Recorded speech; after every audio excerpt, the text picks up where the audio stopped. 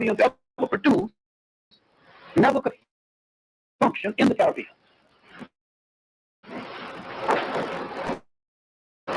Marcus Garvey, and that the best minds who attempted to function in the Caribbean were killed in the Caribbean. The last example was the great Walter Rodney, killed in the Caribbean. And their finest minds functioned outside of the Caribbean, and that Black America became the beneficiary of some of these finest minds, starting with Prince Hall, who built the Black Mesa. And there, in Barbados, one evening, before I made the speech, I was speaking to an aristocratic woman, and I said that tomorrow I will speak on the Caribbean mind away from home, and I will start with Prince Hall, and I will end with George Landon. And she jumped as though I said something about her mother that was unpleasant. She said, "You dare mention the name of George Landon on this island?" I said, "He's only the finest literary figure Barbados has ever produced." She said, "That's horrible, man. He dared to say that tourism is tourism." I said, "What else is it?"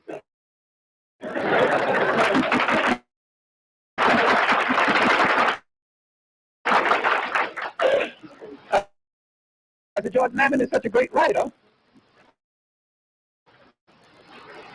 I was reading one of his novels, and he was describing rain. And he was describing it so graphically. When I finished reading the novel, I started outside. I went upstairs to look for a raincoat and quite forgot that the sun was shining."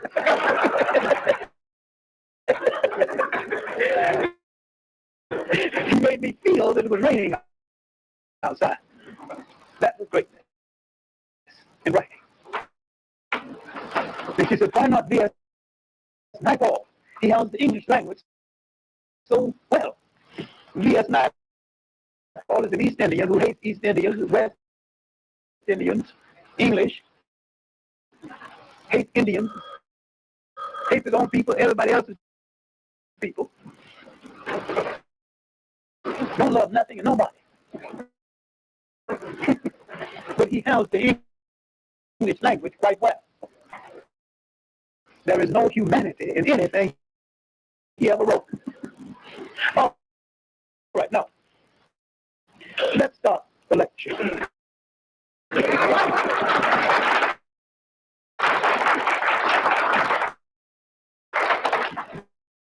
Marcus Garvey is too important for delay.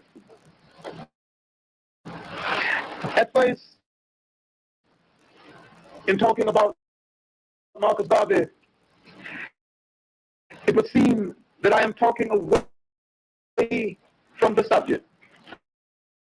But I will be talking directly on the subject all of the time. We need to place Marcus Garvey in proper focus. And to do this, we need to place the Caribbean people in proper focus. Therefore, we need to look at their here-ness in their now-ness.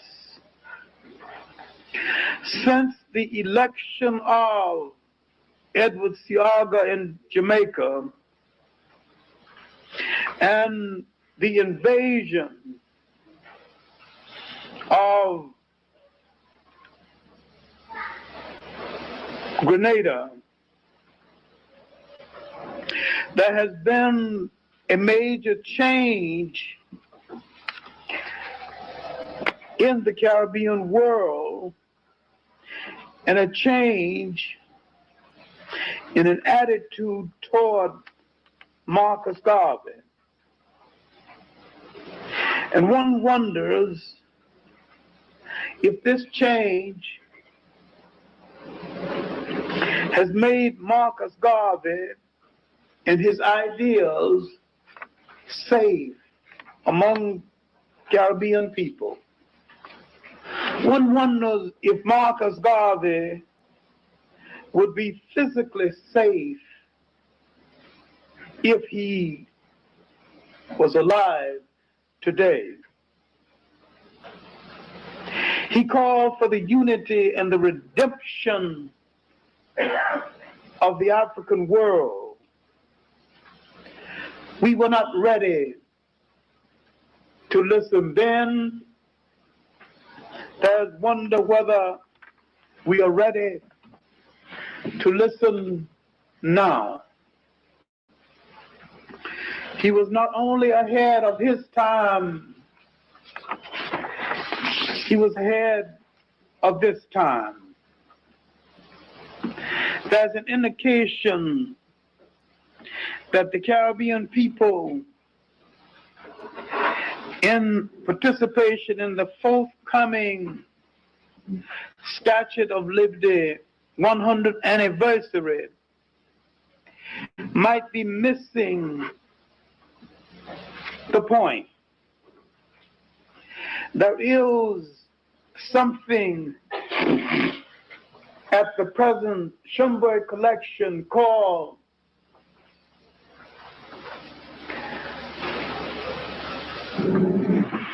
the immigration voluntary immigration, indicating that the Caribbean people came here voluntarily, separating them from the Black Americans who came on slave ships.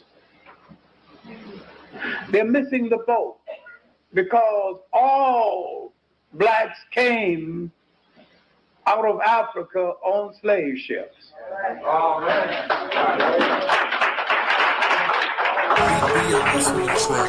The slave ship. If you ain't talking money, then I don't want to talk. Still gon' stunt. Diamonds look like they glowing. 50 stacks all singles, I make it look like it's snowing. Treat them like jack boys, catch them slipping and slam them. Treat them like jack boys, catch them slipping and slam them. Tell them still gon' stunt. Diamonds look like they glowing. 50 stacks all singles, I make it look like it's snowing. Treat them like jack boys, catch them slipping and slam them. Treat them like jack boys, catch them slipping and slam them.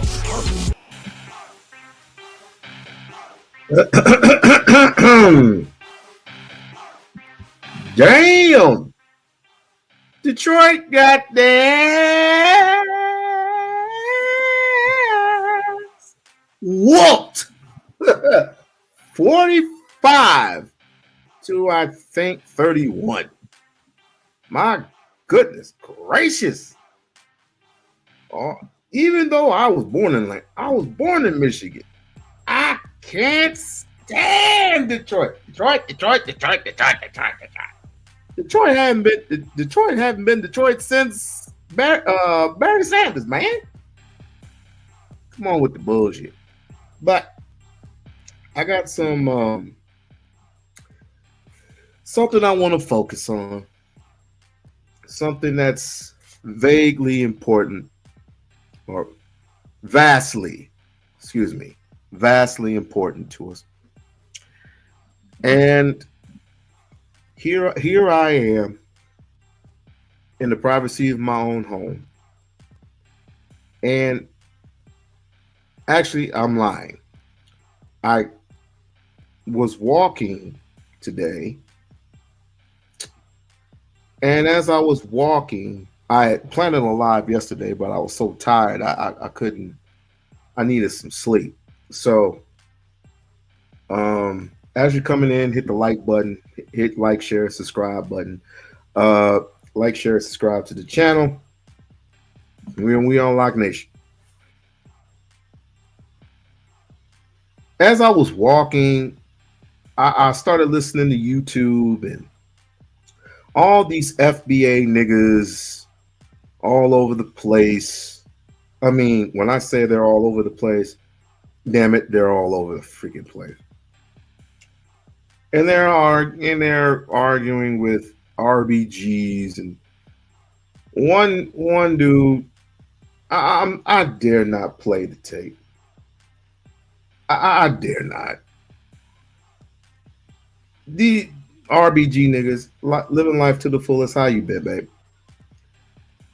They're arguing all day, every day about how FBA is this, FBA is that, how Marcus Garvey was a scammer, like Dr. Umar, blah, blah, blah, blah, blah. And I said, this could get no worse. So as I was walking, and I almost forgot. How did Jamaicans get into this? I don't know how or why Jamaicans are from the Caribbean. Why the fuck what does Jamaicans have to do with you handling business? It's like FBA has proven throughout the shadow of a doubt that they hate themselves. It's merely all a money grab to them. It's just a money grab. They have been psyched out. Well, they've been defeated by the system of white supremacy for so long that they have nearly psyched out. And here comes, Tariq with his hypnosis, was pimping, as he's been pimping white women in Detroit, pimping X, and convincing these people that, you're FBA, Foundation of Black Americans, you're indigenous to America. It's like, we stand for business here. We stand for business here. No, the fuck you do not. Yeah, it's quite funny. So anyway, I hear these dudes disrespect Marcus Garvey, disrespect Malcolm, praise Martin, even though if I told you Martin Luther King was a Garveyite, you would call me insane.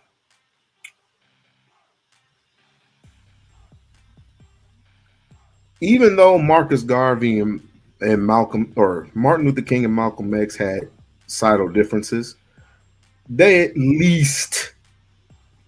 did what you Negroes haven't done or refuse to do. And that's come together and try to put aside your differences for the greater good. Martin Luther King was going to control, once he had gotten out of jail, he was going to control the South. Malcolm X was going to control the North. And just imagine if it wasn't for the interference of J. Edgar Hoover, just imagine where we would be right now. But Negroes here in the 21st, about to be the 22nd century, do not want that. They think, you trace your lineage back, and I'll look back at the tape. I look back at my tape. And I'm not that, I don't want to be that one. I do not want to be that one to yell, rate, hoot, and holler, because that's not what Pan-Africanism is all about. Pan-African stand with their brethren.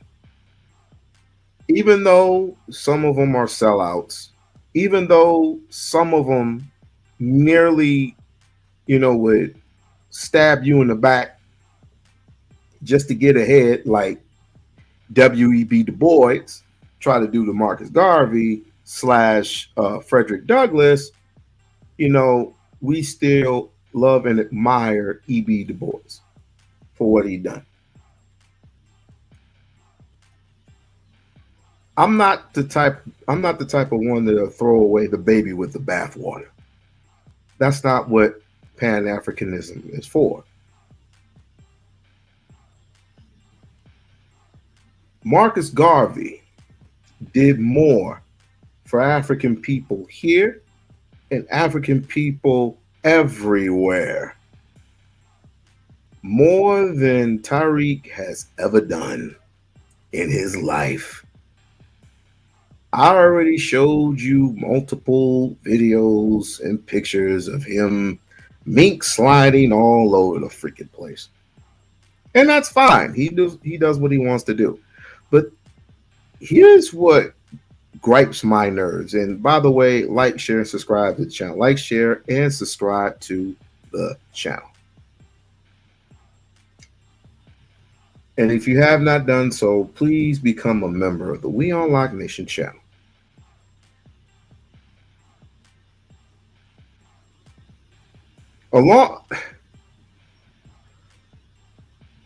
I think it was a couple of days ago when I also heard a person or persons state that Tariq was just like Malcolm. And I kind of paused for a little bit. And I wanted to listen what this person's explanation for saying such idiotic bullshit, right? I said, the guys, and the woman was trying to, explain like, no, that, I mean, they're somewhat similar to each other, but Tariq has never did any type of drugs. I don't think, allegedly. He's never been to jail. I don't think, allegedly.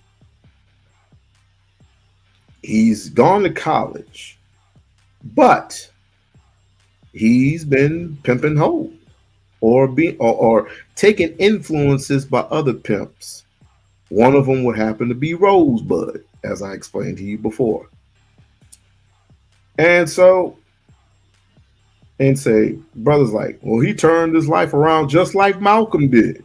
Malcolm was a pimp. He was a drug dealer. It was like, I don't think Tariq sold any drugs. I don't think Tariq had sold any drugs. He probably had done drugs, but I don't think Tariq has sold any drugs. He has robbed. He has stolen. He's done all those things. But Tariq has never done time in prison.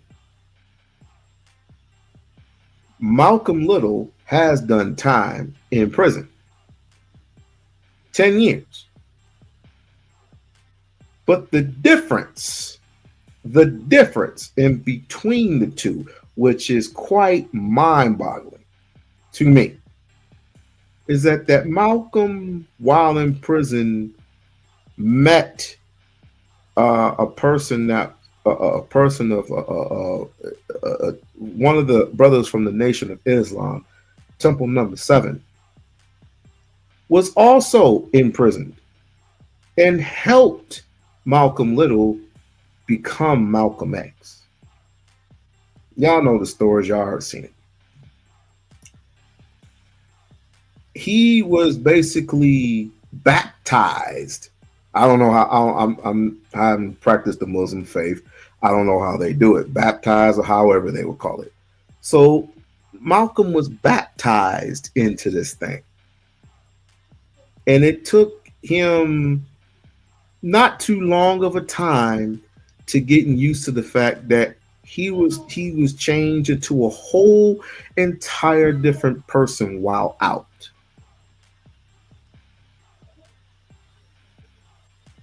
And paid his respects to, at that time, Prophet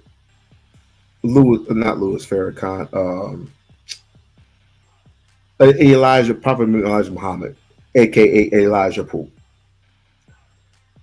AKA Elijah Poole blessed him with the ability to speak to the public. Tariq has been on YouTube for decades. He's been doing ism radio. He's been doing this. He's been doing that. He's sold the art of Mac. He has a book out called The Art of Mackin. Blah blah blah blah blah blah blah. And then finally, he's an activist. He is an activist, but I don't know many activists who would ultimately just put their people in the position to fail. I don't know anybody like that. I don't know anyone like that. Finally, in 2023, not 2024, but in 2023, he came out later on with FBA, Foundational Black Americans. And then again, I don't know any activists who would convince their people that the other side is bad. I mean, people who look like us, who may have the same light skin complexion, may have the same hair color, may have the same wool hair, right? But talks a little differently. The language barrier is a little different.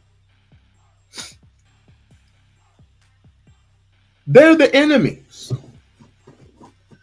They're the enemies because mainly they come over here, very few, came over here to the United States of America while we were whipped in chains and all this, and was in the plantation, underground, in barnyards,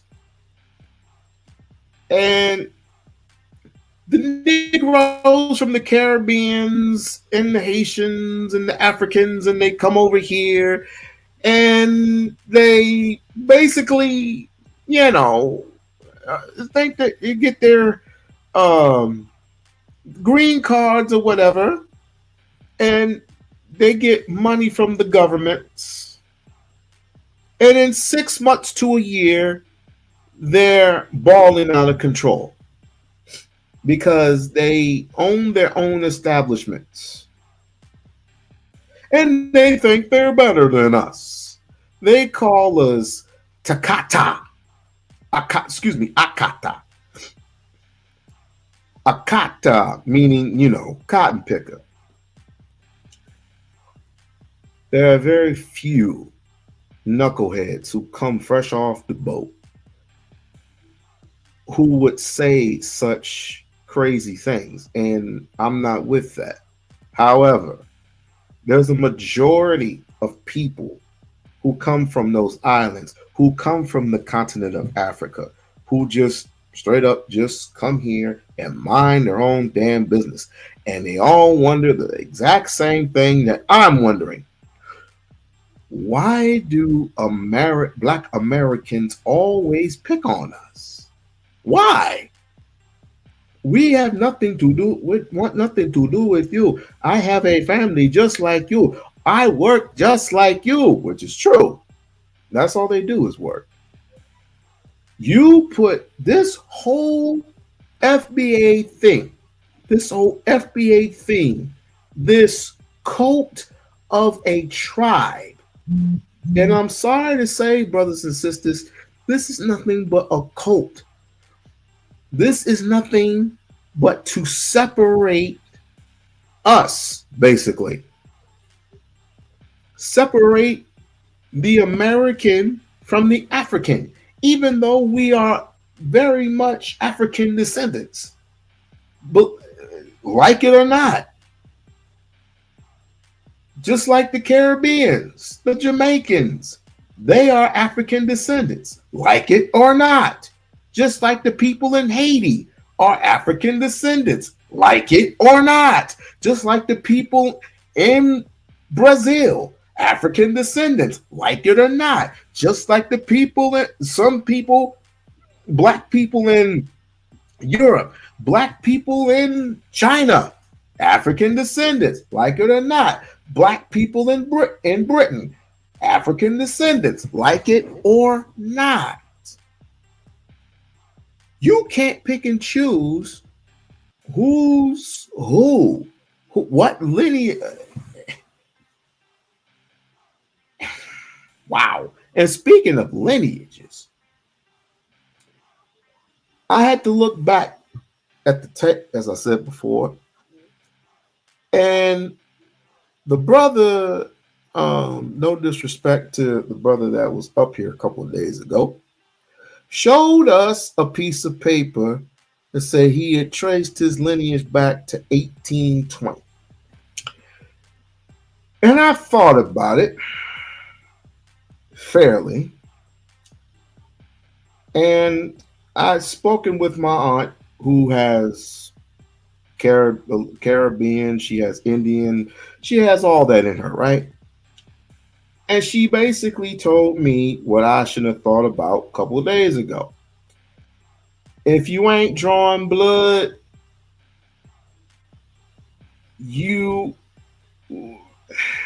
sorry. A piece of paper ain't worth 1,000 words. A piece of paper from the government is very, very skeptical. However, you draw your blood, your DNA tells you where you were born, who are your relatives, what is in your domain, what is in your body. DNA says it all. A piece of paper from a cracker don't mean shit to me. Sorry. So I had to look at that fairly.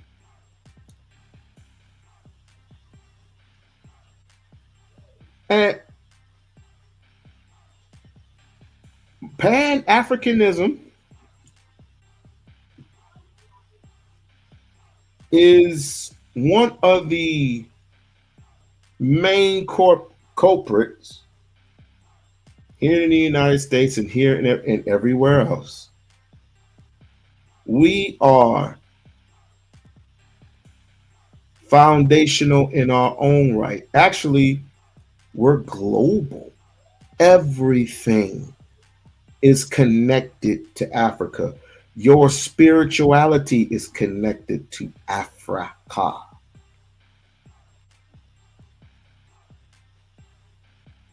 Everyone was enslaved and put on boats, on ships, and were delivered over here and separated. No matter where you landed, you were separated. Not only were you separated from your family, you were separated from your babies. You were separated from your loved ones. And you have the nerve to tell me that I don't mean anything just because I have a little bit of this in my blood, a little bit of that in my blood. If you can't trace your lineage, that's just a bunch of bullcrap. Even though I will say it is good to trace your heritage back to your ancestry. That is beautiful, perfect. But to use that as a weapon against your fellow African brothers and sisters is bullshit. Excuse my baby language. Like, share, and subscribe to the channel. Fussing and fighting, this does nothing but, do you know what FBA is really doing? You're basically strengthening white supremacy. That's what you're doing. In my opinion, in my humble opinion, you are strengthening white supremacy by continuously fighting with us over who started who. If Jesus came out with a message, if Muhammad came out with a message, if Buddha came up with a message, who gives a damn who came out with the message first? Did you get the message?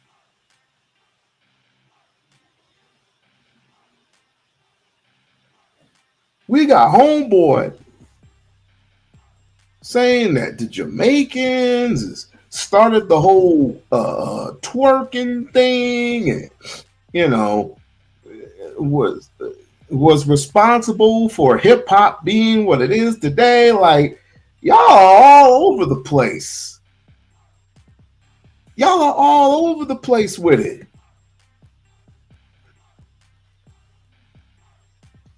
I don't know what's wrong with y'all. Y'all blaming Jamaicans. Y'all blaming Africans for sexy reds and everything. I'm like, what?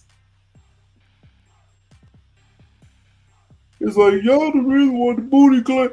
Why are women shaking their asses today? First of all, twerking ain't nothing but an African tradition. I forgot what it was called, but it started in Africa first. Their dances, they mean something versus what dancing means over here in the United States. It's a little bit sluttish over here versus what it is in Africa. In Africa, when their bodies get to moving, they're basically releasing blood flow through the uterus onto I forgot what it was, but basically releasing a spiritual movement sense. Africa's been doing this for centuries. They just took whatever that it was from Africa over to the United States, and they used it in a form, in an African form, all the way into hip hop slutty ass form. That's all that is to it. And also, if you're gonna blame Africans, if you're gonna blame Africans, if you're gonna blame Jamaicans for all of what they do, you know, blame it, giving Americans the phrase the term baby mama, baby father. I want you to thank Africa for Sarah Bartman. Sarah Bartman is the one with the African with the big old ass. Y'all remember? Who was later on, after she died, she was cut to pieces and experimented on.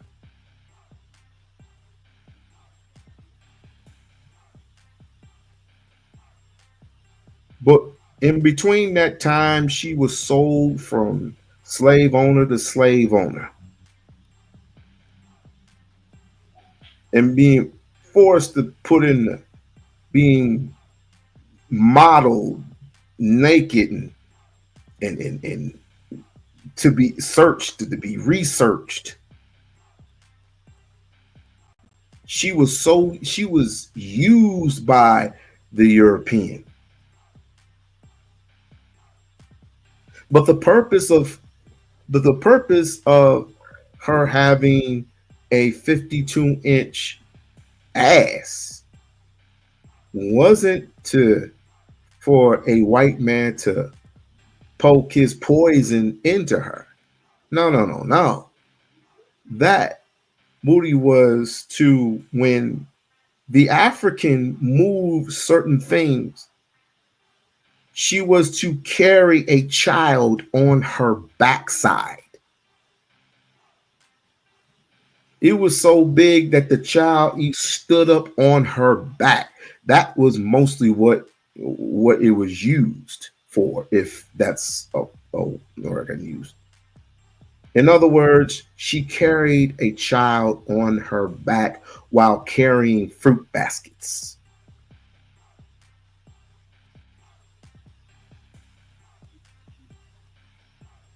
So people with big asses need to thank Sarah Bartman to this day.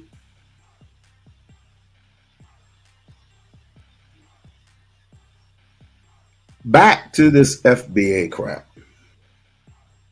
I'm not going to be sitting up here yelling, arguing, screaming, cussing, fussing, fighting over some nonsense, and especially something that you're not going to be getting, and that's reparations. Because I guarantee you, the one thing about white folks that I do know is they don't give a damn how far you can trace your lineage back, how well you hang out with others. They are literally laughing at you. They're literally laughing at us by laughing at you for what you are trying to do to us. And I'm saying, just like the brother Malcolm, just like the brother King, who had settled their differences. Why can't we settle ours? Too much like right. Too much like right. And I can understand it. You are being manipulated by somebody who doesn't give a damn about anybody or anyone but himself. And people are starting to emulate what he is saying. Oh, I need a check. I need a check. I need a check. I need a check. I need that bread. I need that bread.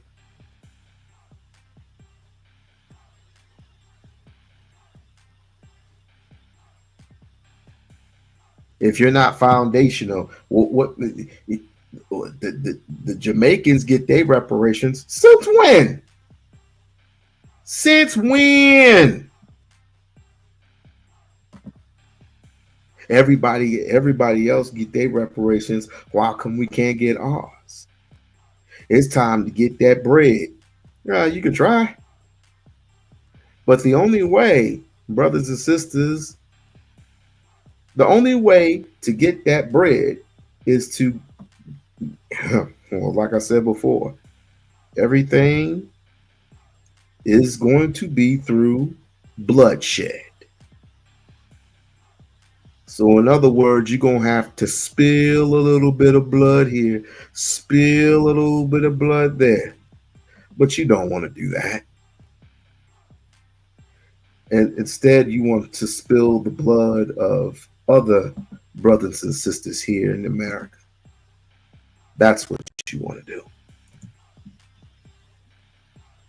And that's what you're continuously doing, constantly spilling our blood, constantly blaming other Africans for your problems. Yes, there have been some people who are responsible for a little bit of this and a little bit of that. What up, though, Miss Nebraska? A lot of people who are Pan-Africans want to see this through.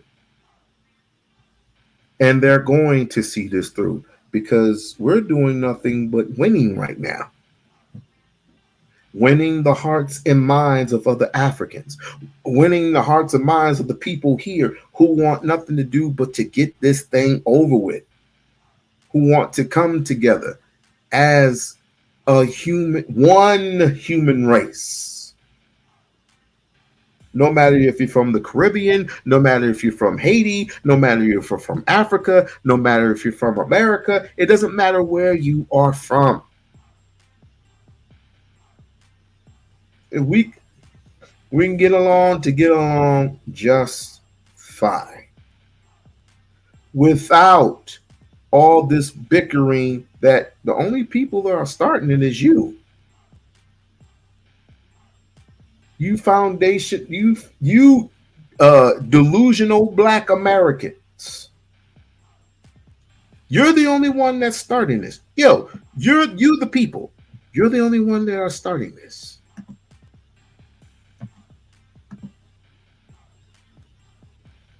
You're the only ones. And when the smoke clears,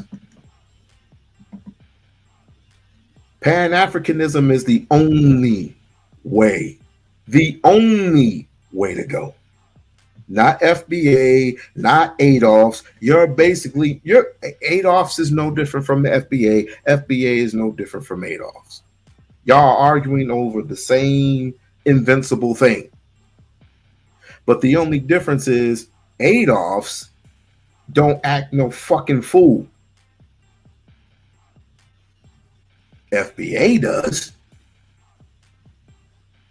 Yvette Cornell doesn't want anything to do with Tariq. Nothing.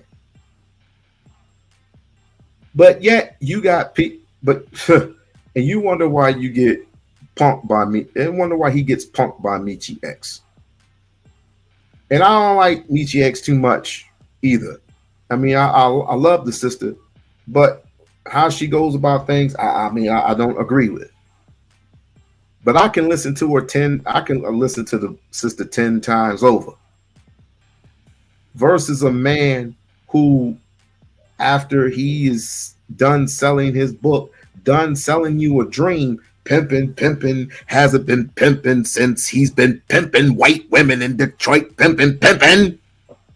After he's done doing what he's doing, he's going right back to Beverly Hills, chilling in his mansion. Actually, it's a house with his family, just chilling. He's been chilling in the Caribbean. He's been chilling here. He's been chilling over there. Where are your 40 acres and a mule? I have a question for you. All FBAs who over there in California when those fires got started, what did FBA do for all the black people over there? I'll wait. And while I'm waiting, like, share, subscribe to the channel. Like, share, subscribe to the channel. It's good to see you again, sis. What can we get into? Oh, yes. Fair use. Native American, who is a comprehensive book on ancient and medieval black history ever. And at the time, I didn't really have a lot of competition, because at the time, the African American scholars who had marched way ahead in black history, they were running out of steam. This was before my time, but I definitely see what he means. Don't get me wrong, we still have a lot of amazing black historians carrying the torch, but the 80s and 90s were on a whole nother level. I will say I am glad to see the OG Robin Walker on this new guy's podcast. Drazy, I've never heard of him, but his show seems interesting, so I'm definitely going to be following it. And you're seeing a lot of that these days with a lot of the veteran historians taking advantage of the new school's platforms. You had a great scholar from Senegal, Sheikh Anta. We say Diop in English, but I think it's pronounced Diop in French. He died a long time ago. So it's almost like the baton had been passed. I claimed that baton. And what my job was simply to put together what the older scholars did, update it. So I had comprehensiveness on my side. The second thing was the right title and image. The book was going to be called When We Were Kings. Okay. But my publisher, at the time it was Patrick Vernon, great businessman, great man of great vision. He said, no, make it gender neutral. So if you take When We Were Kings, gender neutralize it, it then becomes When We Ruled. And then I had a brilliant idea for a front cover. You know, when people say we, they don't usually mean us. They mean them. Yes, yeah. And grandmother of Tutankhamun. Oh, that's amazing. And also, I saw you in, I can't remember what episode it was, but you were in one of the episodes of Hidden Colors. Which episode was that, if you can correct me? Number 4. Number four. Yeah, I saw that and I was like, hold on. The name. So I Googled your name, and at the time I had not seen your face. I Googled your name and I was like, okay, yes, that's the gentleman. So does this stuff make you travel around the world? Not as much. I expected that my career would blow up after Hidden Colors 4. It didn't. That didn't happen. I see. What did happen was quite independently of this. I am a member of an African Union committee. Okay. There's a committee called CIDO, C-I-D-O, which means Citizens and Diaspora Organization. Okay. I'm a part of that. Okay. So in that capacity, I have been to some African countries and that kind of thing, but not because of Hidden Colors.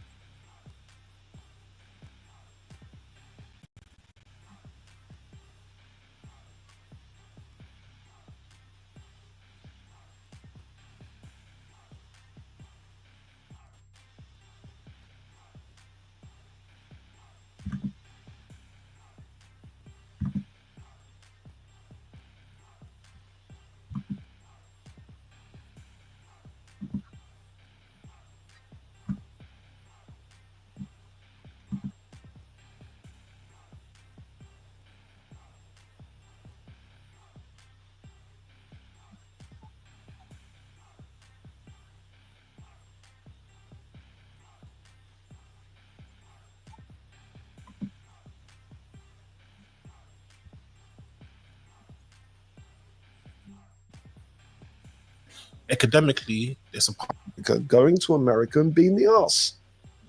And what too many black people from outside Africa, from outside America, going to America and playing the arse. And what it is African Americans spotted this and spotted that there's a consistent pattern. Black Caribbeans, black people from Africa going to America and being the arse. And what the FBA agenda is putting up a wall and saying, no, you guys can't be a part of this if you're going to be on that raccoon train. When you say playing the arse, what? Because from what I know, a lot of Africans, a lot of Caribbeans who go there, academically, they're surpassing them. And also business-wise, they're surpassing them. So who was playing the arse? When they then use that to say, well, that means that you African Americans are lazy. Do you see? Yes. And then being on some right-wing conservatism, let's throw African Americans under the bus. That is true. Let's pretend that Jim Crow didn't happen, redlining didn't happen, breaking up of African American business districts, breaking up of African American families, the COINTELPRO didn't happen.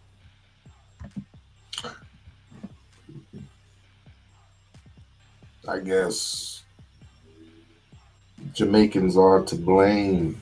The Caribbeans are mainly to blame for Jim Crow. I guess the Caribbeans and the Africans were to blame for Dred Scott. Were to blame for I did say Jim Crowism. A lot of things. The burning down of Tulsa, Oklahoma. The burning down of Rosewood. The burning down of basically Black America. Even though there were a few, despite the many that were in the Caribbean, a very few came over here, the United States, and ended up in Brooklyn, New York. Very few. Were they the ones responsible for all this mess here in America with Black Americans here? Was Marcus Garvey to blame for all that has happened in the civil rights movement? or the start of the civil rights movement due to the KKKs over. I mean, funny y'all have a funny way of showing your hand. You have a really funny way of showing your hand because we already know what's in it. A bluff.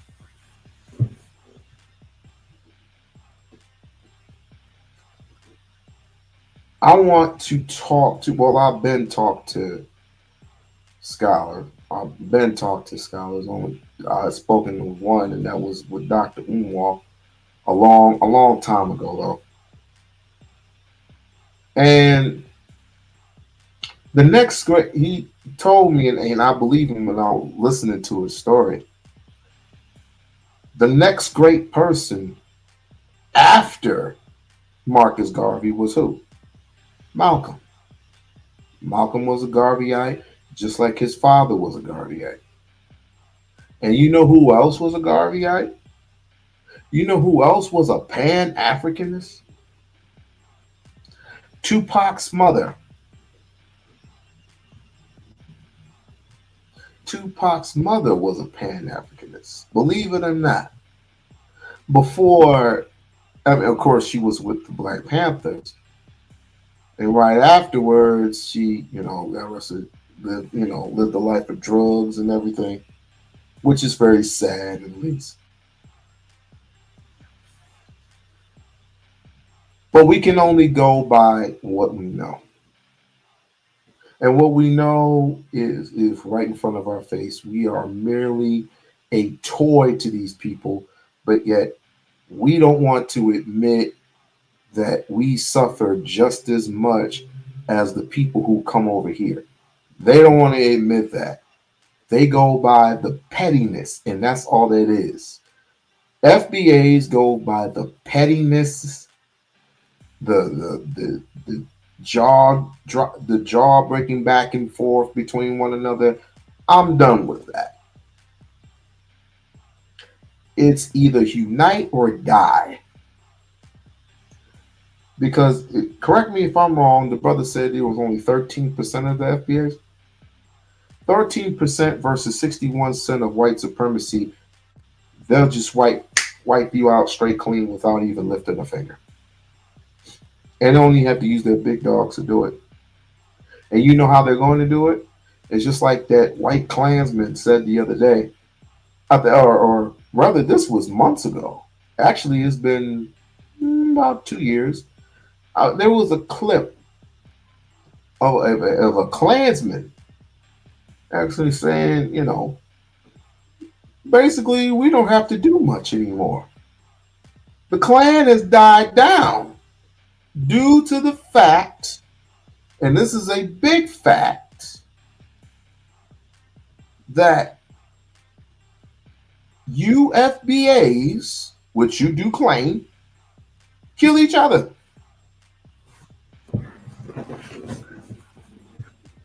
That's what you do. If you're going to claim anything, if you're going to claim your lineage, then you must claim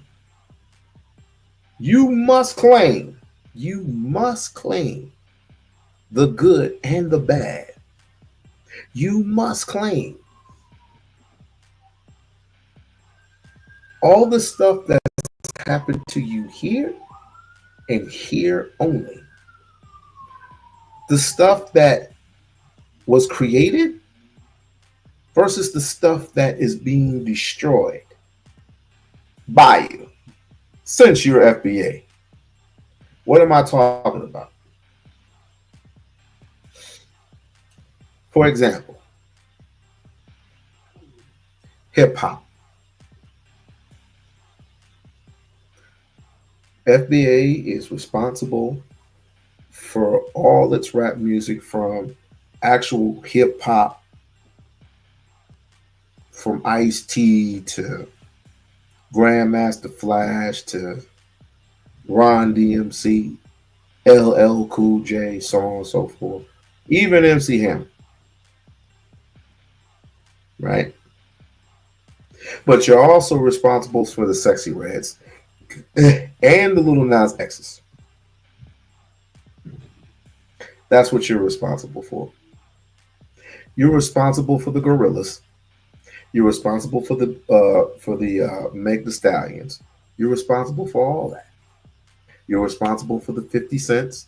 You're responsible for the Nas's, the Jay-Z's, the Puff Daddies. You're responsible for all this.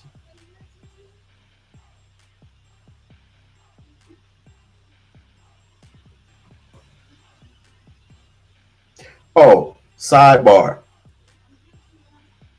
I don't care what nobody says. I don't care what Dr. Umar says. Suki Hana is not. She is not Pan-Africanist. She is not Pan-African, bro. I don't care what you say. I don't care what you say. I don't care. Listen, bro, you cannot call yourself a Pan-African and have a 7-figure deal with Hustle. You can't do it. You can't do it. Yeah, pick one or the other. I mean, it's fine. Get your paper, boo-boo, but you ain't with us. You with that shit over there. Foundational Black Americans. Happen, the Iran Contras and then moving drugs into the black community didn't happen. Yeah, and there's a whole list of things continuing right up until now that the American government has done to African Americans. And so for those black people recently arrived from outside America, you all didn't face any of that. So of course you're going to be doing better than African Americans. Duh. Yeah. But what's happening is a lot of the people outside Black America don't respect that. And so while I'm not about division, I can't pretend to not know why Tariq Nasheed said that. Yeah. What it all boils down to is we don't know each other. That's the main source of all this disunity. When you get to America, you have to understand America is a system. The first day you enter in America, it's literally having someone on your shoulder saying this, hey, you see this Black American kid? He looks like you. He talks like you. He even has the same hair as you, oh, but Charlie, he no be you. You see, look at him. He's shooting guns. He's wearing his pants this way. Oh, look at his hair. You're from Ghana, royal family, Ashanti culture. This is not you. And so the moment, as soon as you're at that airport, you disconnect. Oh, that's not me. So whatever you see him, he's suffering with, you taught from day one, oh, that's not you. Don't let the color, fool you. That's not you. Now, what you don't know is this. That same man that met you there has gone to that same Black guy in America. Hey, Charlie, you see this African guy? He's not the same color hair as you. He has the same texture. But he's not you. Look at him. He's swinging on trees. Look at his stomach. He can't feed his people. Every negative thing about Africa, they will tell him. So he says, I'm not that neither. So the moment you land in America, you're like this. Separated.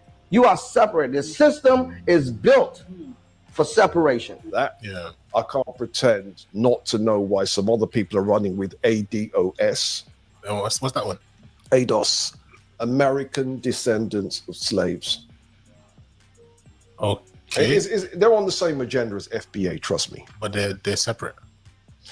Well, one is run by Tariq, one is run by somebody else. I think there's somebody else is Yvette Carnell, something like that. To me, FBA makes a lot more sense.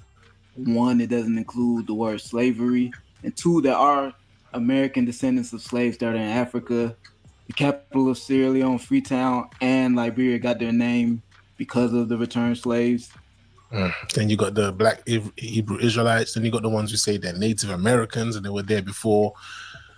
Sometimes I just feel it's like there's too many categories and too many groups to like really know what is really going on. There is, and my job is very, very much to bring clarity. I am the Black History Man. My job is to bring clarity.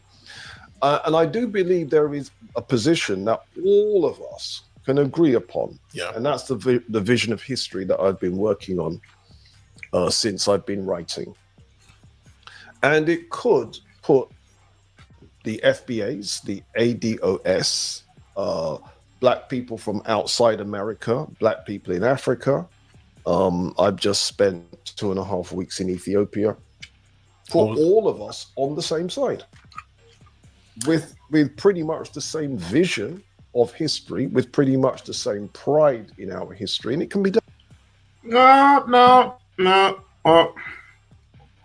Hate to bust your bubble there, but according to foundational Black Americans, we didn't come off the same boat. We had our own island, our own continent, and all this. So for you to actually bring people together, and I hope you do that. I mean, it's a wonderful thing. I mean, I'd rather do that than go to war over some nonsense. But I hope this guy is very successful. As a matter of fact, I think this is. Let me check. As a matter of fact, I know all of this. This is the Danzy show. Y'all go and check it out and subscribe to it. It's something that I looked at while I was doing my journey walk. Yeah, it's something to look at. Done. It's not a hard thing to do. Not only can it be done, it has been done. Marcus Garvey was able to unite Africans all over the world before the internet. And the way you do that is by putting black first. So you got all these differences, and we tend to put all these differences above our blackness. Sellouts. How?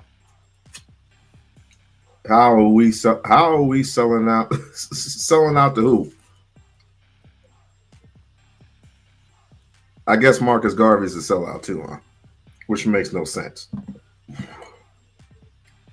Respect. Yes. But when it's time to sign that check, or when the blue lights are behind you, or that gavel slams, they put your blackness over everything else, which makes it easier for them to divide and conquer. Now, we'll still have our differences, but if we put our blackness above them, then it makes it a lot more difficult to drive a wedge between it. But I do understand and respect the differences, because I can see why a person from one country doesn't see it the same way as a person from another country. Yeah, I agree. I want to touch on the whole Caribbeans and Africans, academically and business-wise doing better. But first, I mentioned something that just sparked a thought. Were African people in the Americas before the European invasion? That's a complicated story, but generally speaking, I think the evidence is quite strong that the answer is yes. Okay. Does it mean that the bulk of African Americans were there before Europeans? Of course not.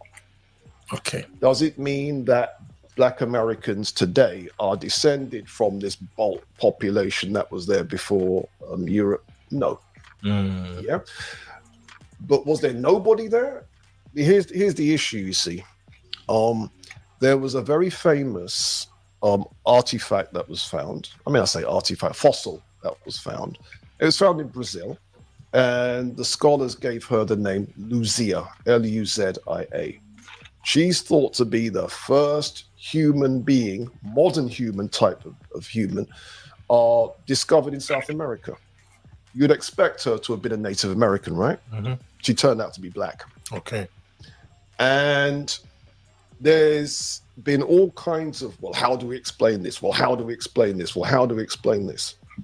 Well, there's no way you can get around the fact that certainly the first modern human South American that we can point to is. I agree. But you know what the issue is with me? People now, and I'm not pointing to all of us, people nowadays point to scholars as being scammers. Now, there are some people who will spoil it for all of us, but there are those scholars who actually not only do the work, but they do a lot more research. And this is what I give a shout out to Ashwa Kwesi and his wife, who are both scholars of Egyptian trilogy, who have both done tours for many African Americans throughout the centuries, and are still doing it to this very day. Just imagine if we had a person like Mr. Walker to give us and demonstrate us, this generation of people, our heritage and our lineages, where we came from. Because the only way we can do it, only way we can truly find out who we are actually is through our blood, is through our DNA. But if the Mr. Walker can show the people of today where we truly came from, without all the bickering, the fussing, the fighting. If it wasn't for the Jamaicans, if it wasn't for the hate, at least the Haiti fought, but they gave up. They're a bunch of punks and a bunch of cowards. No, you're manipulated by Tariq. Again, you're manipulated by one Negro. A pimpin', he's been pimping since pimping white women in Detroit. Pimping. Mink slide pimping. Ism radio pimping.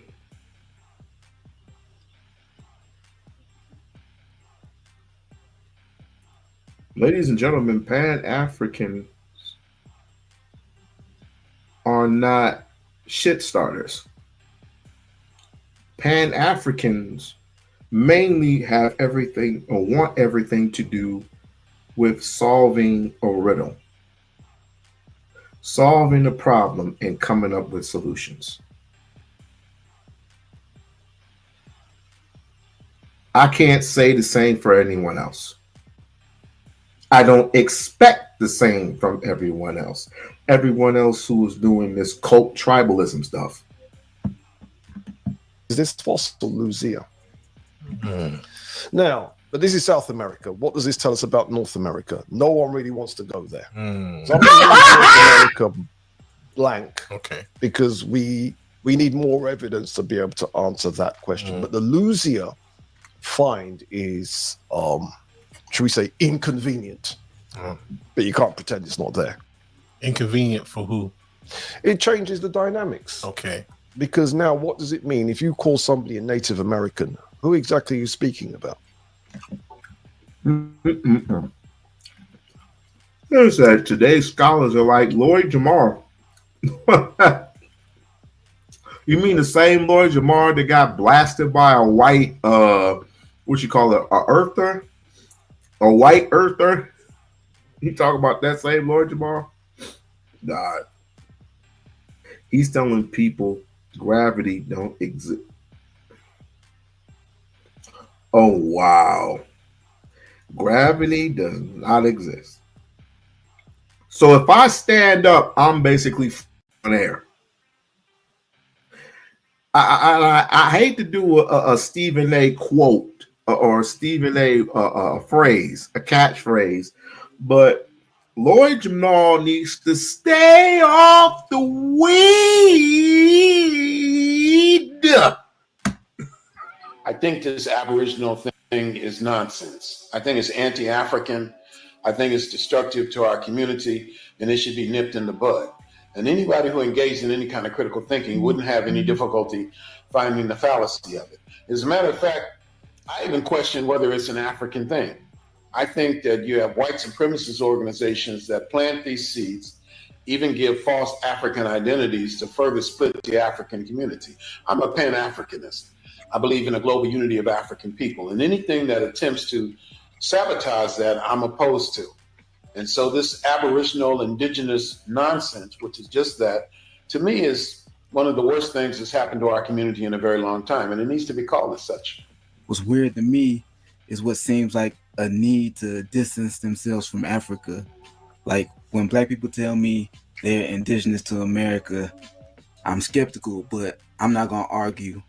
So much has been exposed in these last 2 to 5 years that right now, it don't matter what you say. I'm at least hear what you got to say. It's the we not Africans part that seems hella suspect to me, because they're not mutually exclusive. Tell me what foundational Black Americans own and control in this country.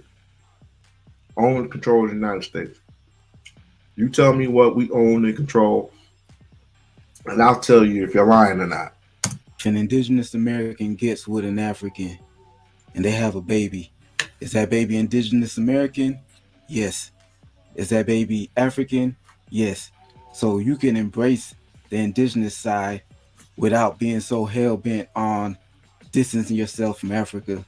Why you would want to reject your inheritance from the richest continent on the planet when you don't have to? Much of it, I think, stems from an anti-Africanism.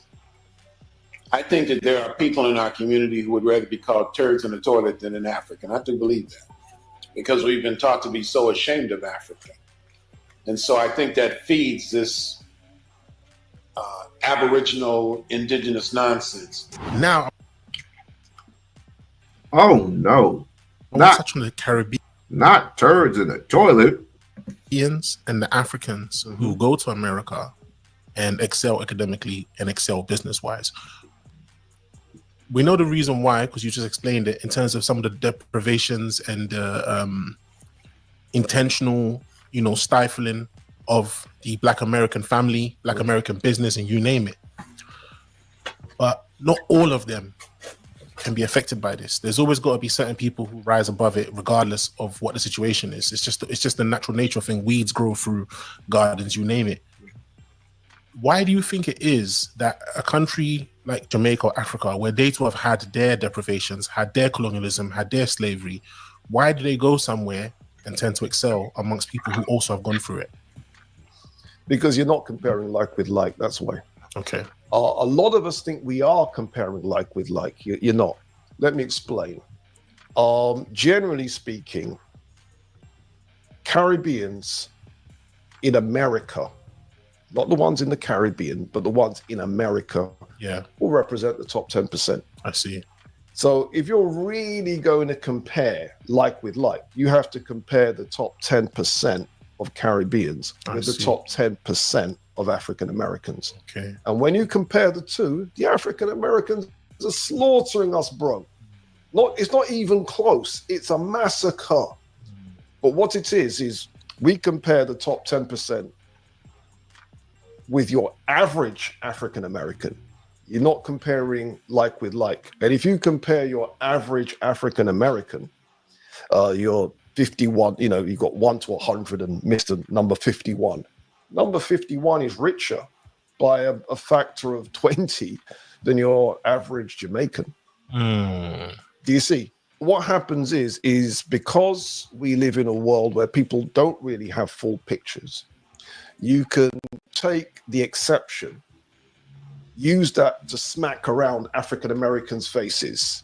This guy just got off the boat. He's doing better than you. Not realizing, but for my man to have got on the boat in the first place, he wasn't typical of the country that he was coming from. He was in the top echelons of that country. Yeah. And the same is true also with people from Africa going to Black America. So if we're going to compare the top 10%, let's compare the top 10%. And when we do that, African Americans are slaughtering us. I'll add on to that and say it's also like a mindset thing, because everywhere really. But let me get this right. Us as Black people, we done been through slavery. We done been through oppression, segregation, depression. We done went through racist cops killing all our leaders. We done went through the government killing all our leaders, the government putting a bunch of shit in all our food we eat so they break us down. We done went through getting put in certain motherfucking areas that we're all at that are poverty riddled, so we can't get nowhere.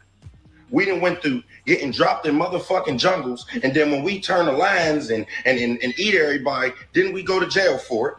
We done went through legal slavery, mental slavery, motherfucking financial slavery, institutionalized slavery. But why, when it come to our race, we done been through all that, got over that, and now we treat each other like the enemy. Niggas want to get rich and go move with the white people. Instead of getting rich and making their whole community so good, it's like the white people's and our property value is raised. I want everyone within the sound of my voice,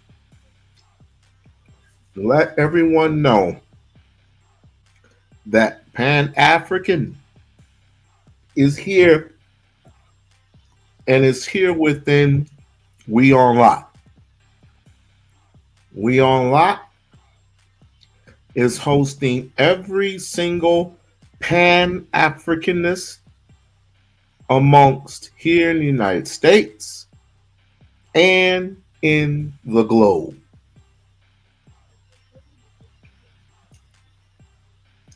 And in the globe. No matter who you are, no matter what you do, you are to be respected just like everyone else. Just like I respect it. And Binawa is my witness. I respected FBA people over here. Did I not?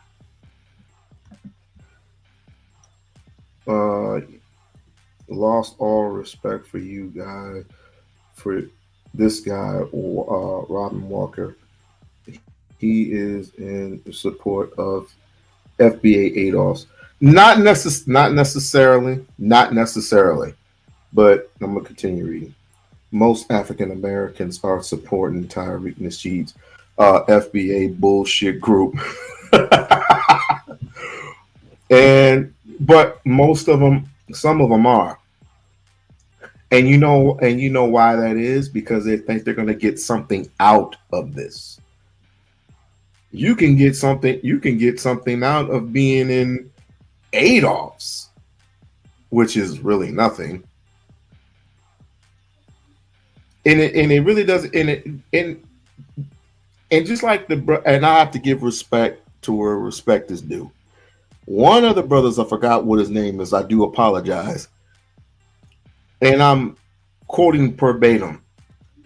He said, once we get our shit together, once we recognize who we are as people, we have to give ourselves a certain name. Therefore, if we were to give us, those who are in unison with each other, a specific name to go by, it could be, I don't know, culinary niggas. I don't know, niggas in the hood. Garveyites. We can't use Garveyites. It's been used already. Once we figured out who we are as a people, because most of us don't know. Are we indigenous? Are we Moors? Are we Hebrew Israelites? What are we?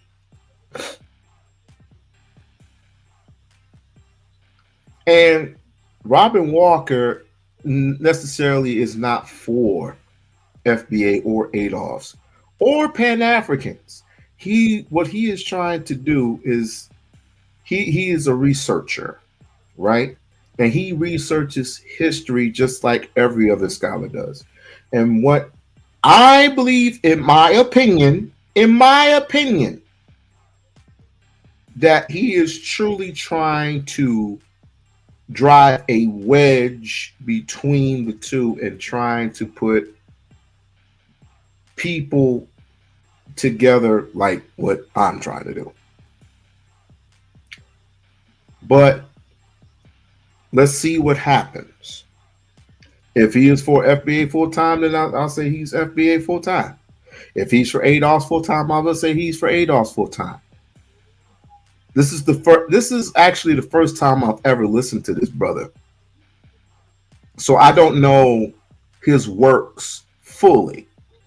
I don't know his works like that. But let's continue. No nigga wants to work on niggas no more.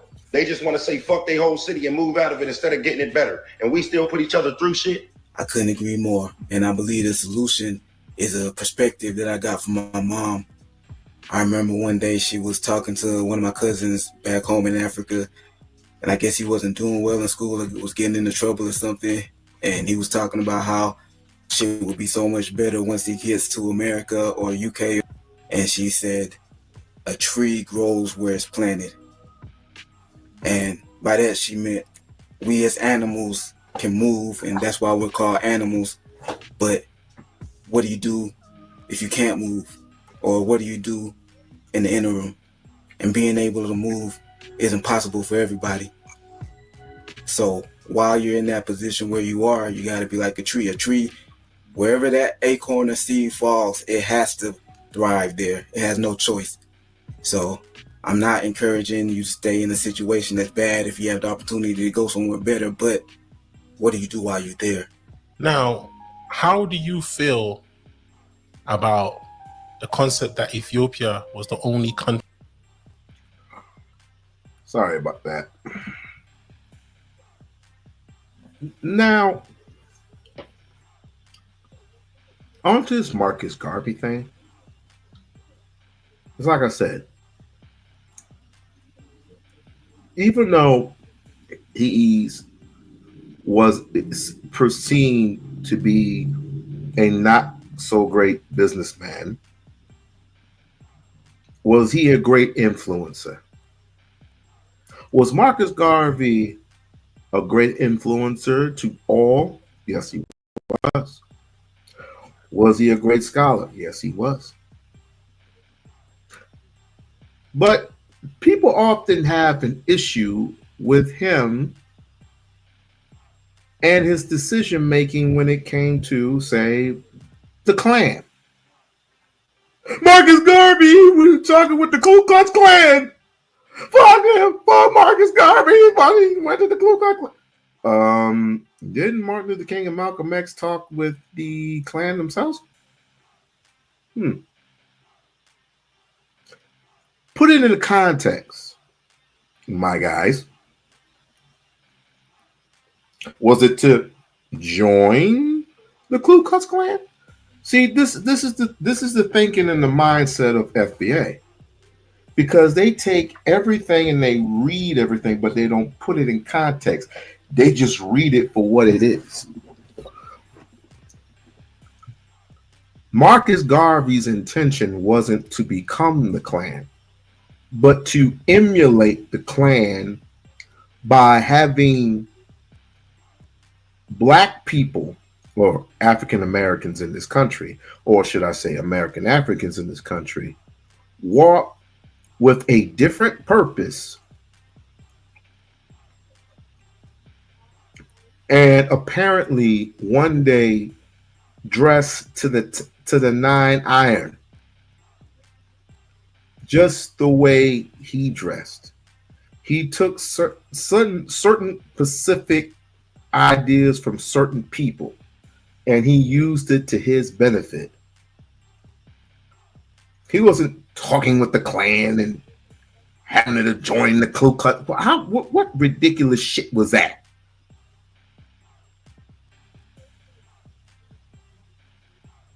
Marcus Garvey has done more for African Americans here than any other freaking scholar in the United States of America.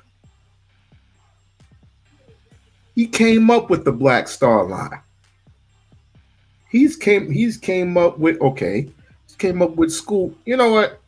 Instead of talking, I'm just gonna let the good doc explain away.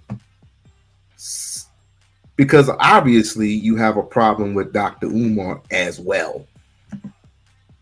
But apparently he studied Garvey, and a whole lot of other people, shouts out to Taj Tariq Bey, has studied Garvey. His enemies have studied Garvey. A lot of enemies of Garvey had studied him. How come black people here to this very day, the black people here in the United States can't study Garvey? Level of a black prisoner in America is what? 3rd grade.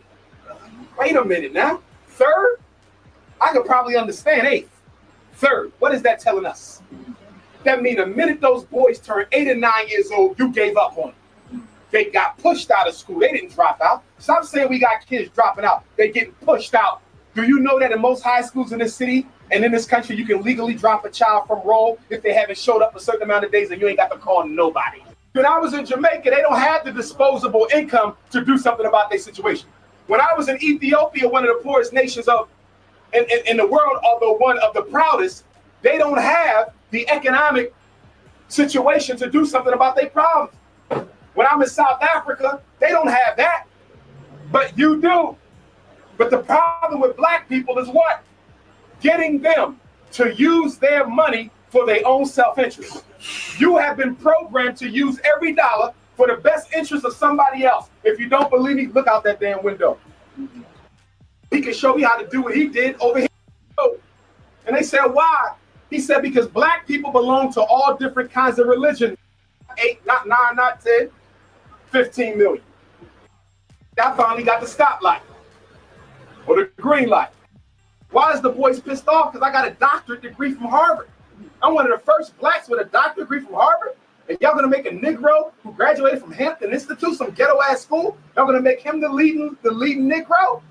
So what he does, he attacks Booker T. And Booker T says what? He says, for all the ranting and raving that W.E.B. Du Bois is doing, he said, can black people eat those books that he published? They said, is he putting anybody to work?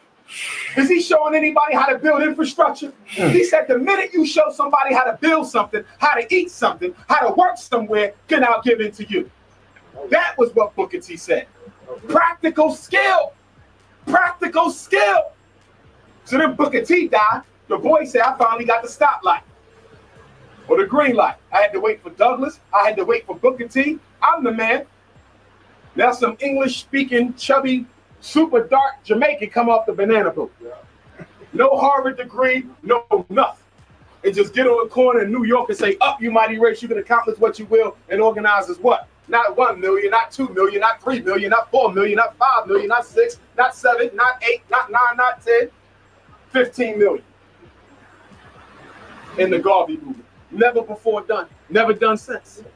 In the Garvey movement, you had Africans from every continent, in every significant nation or city, every skin color, every religion, and believe it or not, Cuba and Puerto Rico had more divisions in the Caribbean than any place else. South Africa was the most well-organized Garvey stronghold in the world, one of the top ones. Believe it or not, Pennsylvania, Louisiana, North Carolina, South Carolina led America with Garvey divisions and chapters. Yes. Mr. Garvey said, we're not putting a religion on this movement. Some of the Christians said, make it a Christian thing. He said, I'm not doing that. Some of the Muslims said, make it a Muslim thing. He said, I'm not going to do that. Some of the Catholics said, make it a Catholic thing. Marcus Garvey said, no. And they said, why? He said, because black people belong to all different kinds of religions. Why are you going to introduce an unnecessary evil into the equation? Are y'all with me now? Yeah. Are y'all with me now? Yep. And when you study a lot of the organizations after Garvey, one of the reasons they never hit the millions is because they chose a religion. Garvey said, we don't suffer because we Muslim. We don't suffer because we Christian. We don't suffer because we not Catholic or Yoruba. We suffer because we are Africans. So stand on that. So Garvey gets here. He begins to build, never taking a penny from another race. One time a white philanthropist wanted to give Mr. Garvey, I think, a sum of $50,000. He told the secretary, take it back. He said, tell them this is a black man's movement. They said, you sure you want to turn that type of money down? He said, yeah. They said, why? He said, because white philanthropy and white hands out is a cancer that erodes black people's self-reliance.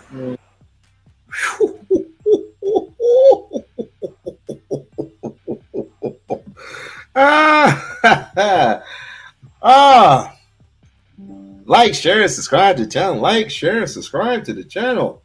Hey, we gotta pay some bills here. And be sure to hit that like button. Just go ahead and click the like. It's quite free. And if you would like to, please become a member of the We-On-Loc Nation channel. Where did I put that at? We'll be back in 2.3 seconds. Get ready for the most glamorous event of the year, the U2B Streets Awards 2025. February 9, 2025 at Laven Midtown, located at 641 West 42nd Street, New York City. Join us at 12 p.m. for the pre-show red carpet extravaganza and a chance to win $500 in our fashion contest. From 2 p.m. to 4 p.m., enjoy the gold tier experience with speakeasy confessionals, press interviews, and premium cocktails. At 4 p.m., the platinum tier includes performances, a comedic host, an award ceremony, dinner, and gift bags. From 8 p.m., the diamond tier features a VIP after party with a DJ, aerial dance, fire performances, and gift bags. 24 YouTube categories. And many nominees. Can't attend in person? Stream the entire event live on Hush and Move Media via Uscreen for just $9.99. Get your early bird tickets before September 15, 2024. Visit now. Be a sponsor. Be extraordinary. Be there. Be great.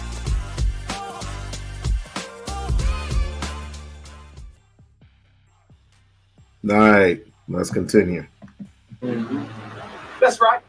The reason we don't want Europeans amongst us when we organize ain't because we hate nobody. It ain't got nothing to do with that. Politically, it doesn't benefit you because subconsciously you have been conditioned to look to them for leadership.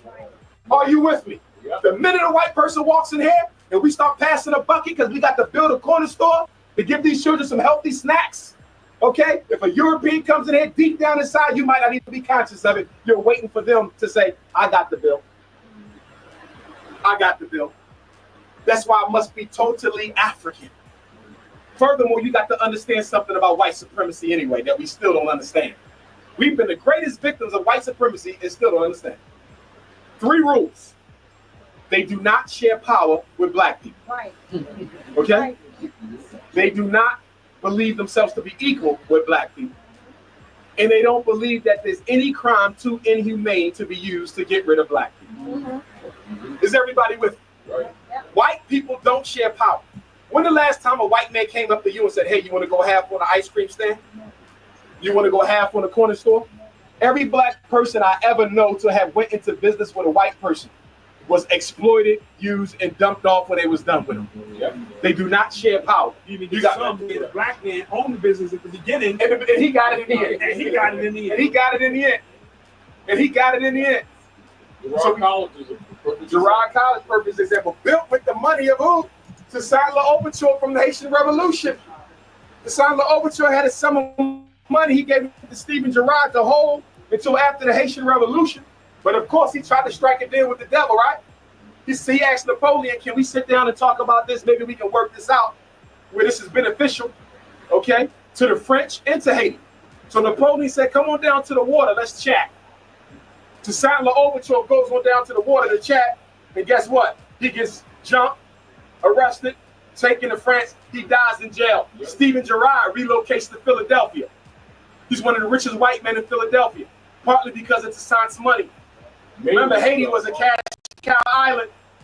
So Toussaint dies. Guess what this cracker does? He opens up a private boarding school and says only white males can go with black money from Haiti. Yeah. In fact, if you've never been to Egypt, go to Gerard College on a tour. That's the closest thing you'll get to Kemet in this. Yes, the architecture is impeccable. The architecture is impeccable. Yes, go on a tour to Gerard College. Okay, that's a multi-million-dollar facility. It's the exact same architecture of Kemet. Okay, the big colossal coliseums, all that. Go on a march there. I encourage everyone who has not been to Africa, who has never been to Egypt, I suggest you go. I suggest you go. I suggest you go ahead and take a tour, book a tour with Ashwa Kwesi. I believe it's like $5,000 or something like that. It might be up. It might be up there in price. It might be a little bit up there in price, but I'm not sure. But get in contact with your agents or whatever. Get in contact with him and see if he still does the tour. I'm telling you, it's worth the price of admission. I'm telling you, it's worth the price of admission. Let's continue. And you see with the white folks, the board of directors of Girard College, what are they doing now? Okay? Because the school is mostly white, they're trying to cut back on the funding and possibly shut it down. Girard College didn't integrate into the 60s. When who protested? Dr. King and Cecil B. Moore. It was Dr. King and Cecil B. Moore side by side walking around the walls of Girard College. Say, King, bro. And they found a law. They found the city law that said what? You cannot have a segregated institution on city land. And that's what ultimately broke the back and forced Girard College to integrate. But as soon as they integrate, what the white people do with their children? Pull them out. I told you I went to a residential school, Scotland School for Veterans Children. It closed down 2 years ago. It was free as long as your parent was a veteran. My father was a drill instructor for the United States Marine Corps, Camp Lejeune, South Carolina.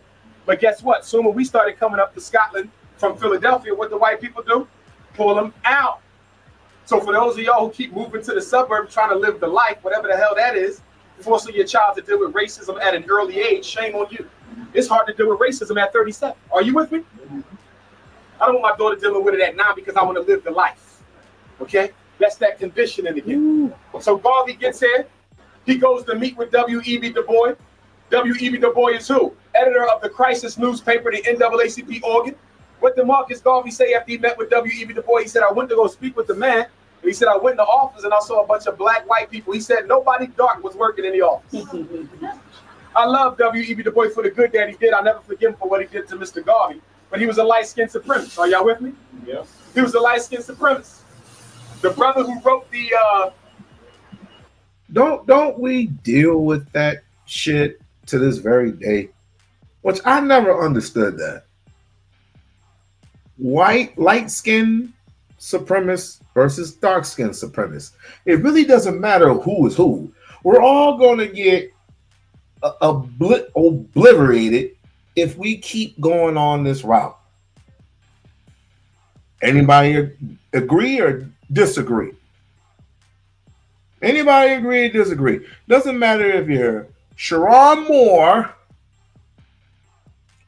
or you're Morris Chestnut. Both of them are going to end up in handcuffs. Both of them are going to end up in handcuffs. I don't give a damn what you say. Oh, of course, Sharon Moore with his light with his light skinness may get some opportunities, but in his mindset, we're still enslaved. Versus a Morris Chestnut who significantly has no chances. Again, enslaved. They will all get hung. They will all get hung. They will all get punished. And remember when I told you, some kid, it was Birth of a Nation. Some kid ran without his hall pass, quote unquote hall pass. The same hall pass where the slave master writes to you whenever you have to go from one slave house to another slave house. Right? He ended up getting caught, getting lynched. It doesn't matter. It does not matter. It does not matter who you are. It doesn't matter. O.J. Simpson, light skin. Both of them landed in jail. You say, Mel said it does matter, especially when you're a woman. Well, you know, it actually, yeah, it does matter. Because women are the ones who are end up getting raped by the slave master. And you wonder why, to this very day, we are confused when we're little kids and we see this white person in our homes. And I go, Dad, who's that? Who's that white man that just walked into our room or walked into our house unannounced? He said, that's your uncle. Huh? That my uncle? See what I mean? We know who is who in our family. But we will never know when we were youngsters. We never know. Until we have done our research or until we have our father's father, like grandfather, great-grandfather, tell us our true lineages. Tell us our true lineages. You say resources are effective and jail time, etc. Quite a bit. All I know is we need to figure out how to, because again, we can talk about lineages all day long, but it's not going to mean anything unless we can close the gap between both sources. Of course, we'll know to weed the bad people out. We'll know to weed the bad people out of our conversations, out of our lives, out of our groups, out of our homes, out of our communities, etc., etc. I don't care where you come from. I don't care who you represent. You could be from the mosque. You can be from Temple Number 7. You can be from Eastern Europe. You can be from anywhere in the world. Because, again, I have representatives from Britain. I have representatives from Jamaica. I have representatives from Africa. Yeah, we don't have no problems. We don't. We don't have no problems over here. And ain't that the way it's supposed to be? I mean, Negro anthem. James Weldon Johnson, lift every voice and sing. Did you know he was going to marry a white woman till Marcus Garvey exposed him? Yeah. And he changed his mind. Lift every. You see? This is the history. Do you know that the only reason why you have a council on foreign relations today is because of Marcus Garvey? The minute he put forth his Pan-African plan of redemption, the Europeans said, oh, hell no, you got a Negro going into Africa trying to reclaim it. We got to do something about that. And so in 1920, thereabout, the CFR was created. Yep. Did you know that white women got the right to vote because of Garvey? Because in the Garvey movement, the UNIA, you had one of your first since slavery. First black female military corps. First black female military corps. Totally unheard of. In the Garvey movement, every chapter had to have a what? A man president and a lady president. It wasn't sister just stay back there and cook and take notes. Because y'all know, brothers, we still got a lot of sexism in the conscious movement. Yeah. When we see a sister, she only there to do what? Provide loving, provide cooking, or provide secretarial skills. Mm-hmm. But we don't expect her to use her brain. That wasn't what it was in the Garvey movement. You had to have a lady president and a man president. The Black Cross Nurses Universal Female Motor Corps. So when the white man saw that, the white woman went to the white man. And he said, look, you got a Negro giving black women more respect than you giving us. These women got guns, they marching, dressed in military with their own leaders. They don't answer to the brothers. They got their own sisters in charge. They got a lady president in every chapter. We don't have a lady president for the United States. So guess what? They finally gave them the right to vote. Garvey forced that. Yeah. Garvey forced that. Do you know that Ho Chi Minh, the Asian who liberated Vietnam, do you know that he got special permission from Marcus Garvey to sit in the back of his meetings in New York City, and he took notes and he studied Garvey for years? And what did he do? Go back to Vietnam and whipped America's ass and liberated him. Yeah.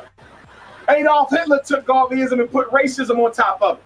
Mussolini took Garveyism and put racism on top of it. In fact, Marcus Garvey sent both of them a telegram. He said, thanks for stealing my whole program and polluting it with your white supremacy. All of them study Garvey, but we don't study Garvey. We don't study Garvey. He gave us the Black Star Line, and everybody starts saying this man is crazy.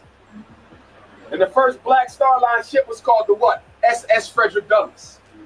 Okay, ultimately, this is what led to Mr. Garvey's downfall, not because he did anything wrong, but because the FBI, and y'all all know that J. Edgar Hoover got his start on destroying the Garvey movement. And the first black full-time FBI agent, who was Agent 800, was hired to infiltrate the Garvey movement. Hoover got his start, and the first black agent to destroy Mr. Garvey. It was black agents who gave Mr. Garvey bad advice on purchasing the ships that he bought. That's right. Now, some people say that the Black Star Line was a total failure. That's not true. No, the Black Star Line, those ships operated. They transported crops and goods for Africans from the Caribbean to up here. They got you thinking, oh, he put ships on the water, they felt that was that. No, they was operable for years. A lot of commerce was done through the Black Star Line. Study the economics of it. And people say, what we need ships for? What we need ships for? 90% of everything you wear, you eat, you use, comes to you by ship. Did you know that? Some say, you remember Moana? You remember the other day when we were talking, and he kept mentioning about Dr. Claude Anderson? Well, Dr. Claude Anderson has his own fish market or whatever it is. Don't quote me on that because I might be saying it wrong. But he is an owner of that specific thing. I just don't know what it's correctly called. But he's also the owner of 5 specific books. 4 of them I have in my arsenal. 4 of them I have. So I am not going to disclude Dr. Claude Anderson. Black labor, white wealth, I'm not going to exclude that. And stop saying he was a foundational Black American because he never claimed that. He never claimed anything. He never proclaimed to be a Pan-African. He never proclaimed to be an ADOS person. He never proclaimed anything. He wanted specifically what we all want, right? And who better than to, if we had our own ships, to port all of our own goods to America, to our own communities, to our own establishments. But because of a few haters,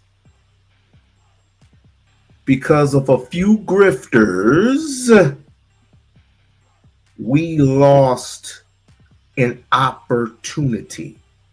When we get this opportunity again, we are not going to be making the same mistakes. We are truly not. Shipping is the future. That's why so much talk about pirates. Shipping is the future. And we ain't got a black ship nowhere talking about so we free. You can't ship nothing nowhere. No distribution.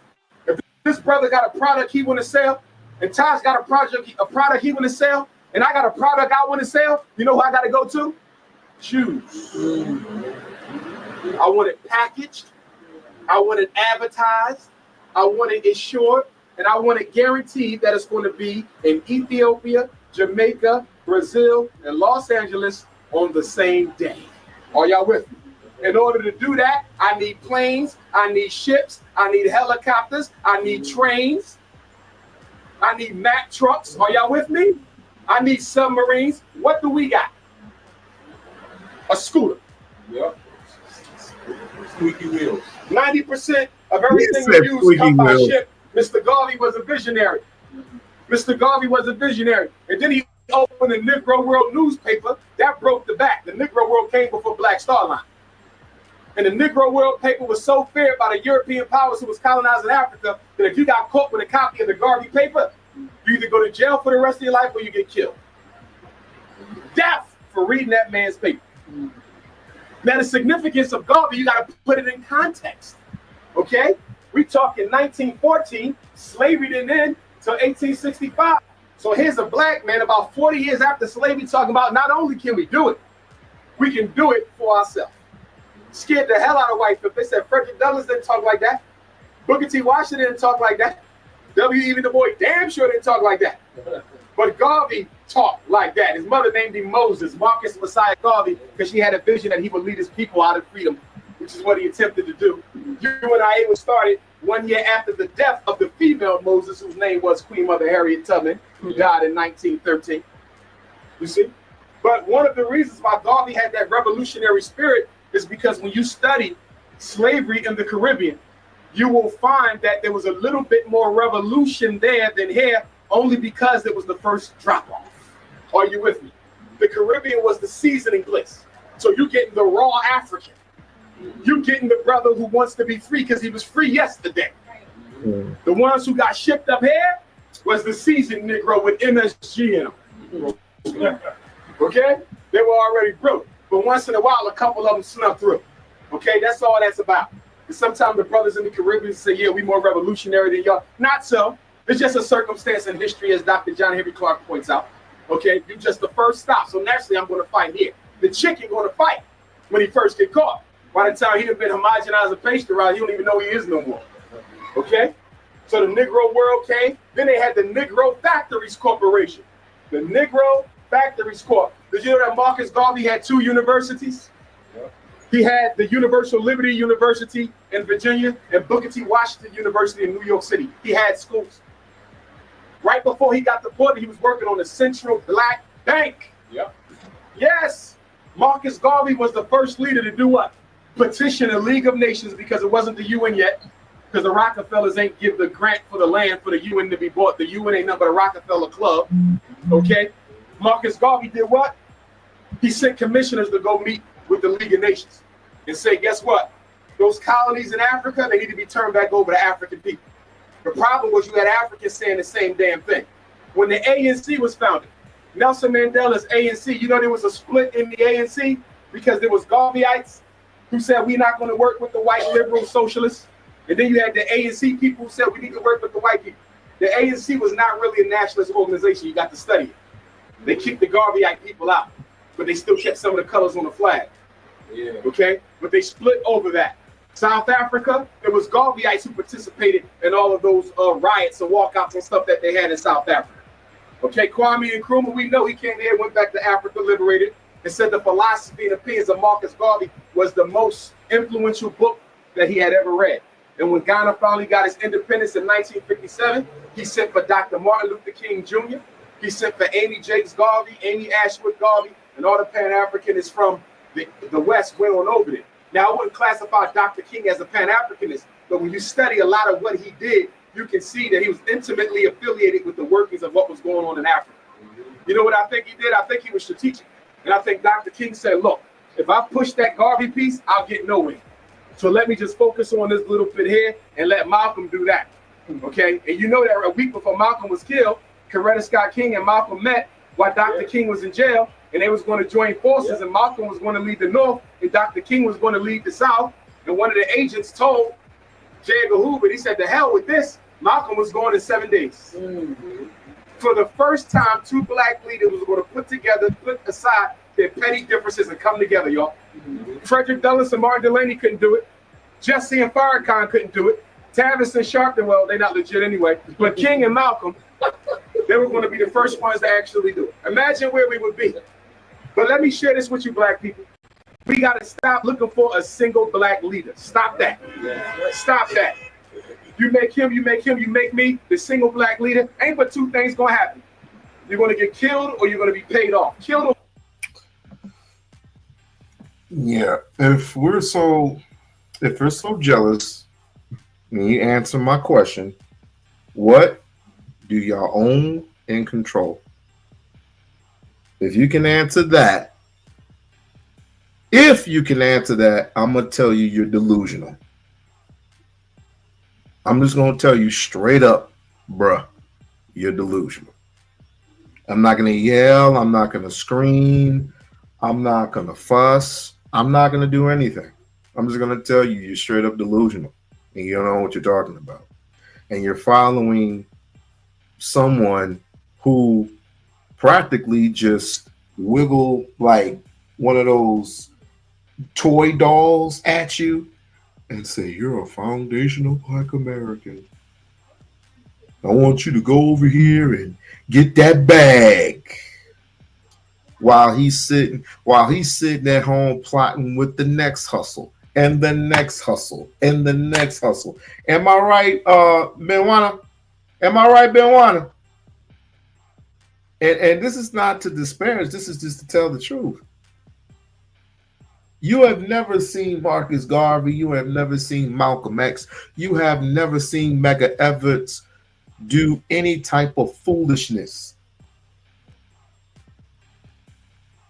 Has not. You have not. If you were to clown, if you were to clown around, no, I'm gonna be perfectly honest with you because of course we got FBAs up in here. I'm gonna tell you the honest to God truth. If you don't look at it for what it is right now, let's just say, for example, you do get something, right? You do get something. You don't get the full bag, you get like half of a bag. And it's something that this particular white man, whoever is going to give you a bag, which I'm telling you, Donald Trump wants nothing to do with you. Wants nothing to do with us, actually. But let's just say he does give you a little something. He's going to give you something in a payment plan or packaging plan, something that you're going to have to pay back within 4 years. I'm sorry. It's going to be like one of those stimulus packages. I forgot. It's going to be like one of them stimulus packages. Let's just say he gives you another stimulus package. Is that going to be your reparations? Because I'm telling you right now, white America, unless you are willing to die, and most of you Negroes aren't willing to do that. Most of you Negroes don't want to get up and go to work and work for a living. I am telling you now, it is going to be bloodshed. And until you are ready and prepared, which you are not, you're not. But you have no problem. You know, I ain't gonna even go there. Well, I'll say this. You have no problem fussing and fighting with each other. You have no problems fussing and fighting with people who want nothing to do with you. You have no clue whatsoever. But it's good for you when you start picking on others who have nothing to, who don't even know you. You pick on them. But your whole stick is, well, they did it to us. Why can't we do it to them? They have our own lineage back at home. They have their own farmlands back at home. They got this back at home. Why can't they go home and fix their own land? There is just as much trouble as you do. They go through just as much as people and the Americans do over here. Stop the cap. Stop the cap. Corrupted. Are you with me? Yeah. Every single black leader, you get killed or you get corrupted. That's it. What we need is leadership. Yeah. A headless leadership, so they don't know who called the damn shot. So you kill one, you kill two, you wasting your time because it ain't got no head. We all the head. Black people don't need a leader. You know what we need? People who gonna do the work. What do we call them? Organizers. Are y'all with me? All due respect to Minister Farrakhan, we don't need you leading. We need you organizing. Reverend Sharpton, no more leading. Cut the perm off. We need you to organize. Tavis, no more leading. We need you to organize. But to organize requires what? Going door to door, face to face, dealing with your own people. And unfortunately, the only people who feel like doing that is the Jehovah's Witnesses.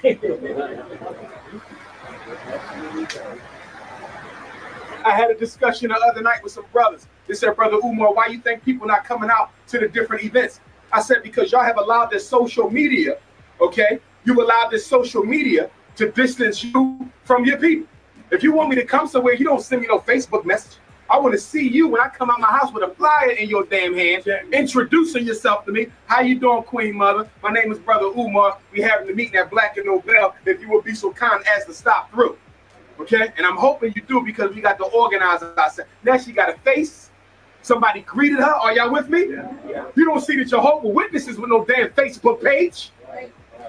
You don't see them with no MySpace account. They are in your face. We have gotten lazy.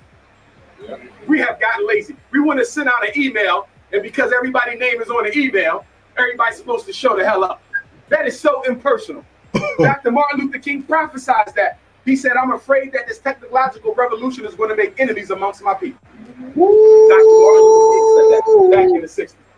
So the boy, with his jealous ass self, goes to the United States government and asks the United States government to give him a fleet of ships so he can compete with Garvey's Black Star Line. What kind of Negro is that? Will you give me some ships so I can compete with his ships? It kind of symbolizes where Adolph's was being copycatted by FBA. Foundational Black Americans. Let me stop. He didn't stop there. Marcus Garvey finally made headway in Liberia. Liberia had agreed to give the UNIA dozens of acres of land. And guess what the UNIA did? They took them up on their offer. They sent ships full of black men, engineers, architects, electricians, plumbers. They wasn't playing. That wasn't playing. He sent construction equipment and money over there. And guess what happened? Soon when they get to Liberia, after that long ass ship ride, guess what they're told? We don't want you anymore. Guess who messed it up? The U.S. government sent W.E.B. Du Bois over there before Garvey got there to mess up the whole Liberian nation. Yeah. See, when we talk about our heroes, we got to talk about the sum total of our heroes. Are y'all with me? Yes, sir. Because I'm getting tired of people talking about Du Bois, but they don't talk about how he played and hated on Garvey. We can respect the good, but give him both sides. A. Philip Randolph, but we don't talk about how he hated on Garvey. Yes, sir. And then you know the socialists and the communists tried to infiltrate Garvey. They said, you got it all wrong. The problem ain't racism. The problem is capitalism. And Marcus Garvey says, you got it all wrong. So they used to challenge Marcus Garvey to debates in his own UNIA meetings. They said, let us come and debate you. And Marcus Garvey would accept their request, and he would debate the white communists and the white socialists and the black communists and the black socialists, winning every debate, proving that this is a race-first movement, not no damn socialism, which you got from Karl Marx, who was a racist German Jew, who wasn't even a member of the proletariat his damn self. He came from a bourgeois family, writing for revolution. You got to study this, black people. The people said, well, look at Mao Zedong. Mao Zedong was a socialist. He liberated China. Mao Zedong was a damn Chinese nationalist. He might have used socialist principles, but he did what he did for Chinese people. He didn't do what he did for black people. But we got to take it. We can study him, and we can study all these leaders. Look at what he did. Look at Hitler's propaganda campaign that he copied from Garvey. He captured the Germans with propaganda, big flags and fancy uniforms. He took it from Garvey. Okay, very important that we recognize that. Okay, very important. Look at Mao Zedong. What did Mao Zedong do to get the minds back of his people? He shut the borders of China down. Ain't nobody leaving here. Ain't nobody leaving here. He had a meeting with the artists. Listen to this. Mao Zedong was a genius. He had a meeting with the artists, the writers and the painters, and he said, guess what? For the next 25 years, I don't want to see no Tyler Perry shit. I don't want to see no Spook Lee. Are y'all listening to me? I don't want to see no Little Weezy videos or none of that shit. For the next 25 years, every book you write and every piece of artwork better be empowering to Chinese people. Now, just imagine if we had the statistical fortitude to tell all these young rappers of today, anyone caught shaking their ass, anyone caught doing some foul shit to our children, manipulating our children, all the Megs, all the Gorillas, all the Sexy Reds, all the Little Nas X's, and so on and so forth. Shame. Talk about shaming. We need to start shaming people within our communities. Just shame. Shame. And look at where Chinese people at today. Yeah. Look where they at today. Yes. He shut the borders down. He didn't say we're going to go beg for a loan from the World Bank. He didn't say we're going to go beg for a loan from the International Monetary Fund. He said, hell no, we're going to do it ourselves. And you got Chinese people talking about something. He was a bad ruler. Because like Idi Amin, he found all the traitors he can find, put them in the corner, and executed them. Now, don't get me wrong. I'm no killer. I never took a life a day in my life, but I understand why he did what he did. Because if he did not get rid of the player haters in his country, China wouldn't be where it is now. Idi Amin did the same thing. And they trying to paint Idi Amin to you like he was some kind of great black monster. Well, hell, compared to the amount of lives that the United States of America kill on a daily basis, Idi Amin is an angel. One thing I can say about Idi Amin, I might not support everything he did, but two things. Number one, he was a Pan-Africanist. And number two, if you came to visit Uganda and you was a member of another race, you had to bow down on your knees. On your knees. Get a book on Idi Amin. When them white folks would come, he'd make them get on their knees and bow to the Pharaoh. He was not afraid of. You see what he did with the Indians? He said, you know what? Y'all run the whole economy in my country. Y'all run the whole economy in my country. Get the hell out and kick.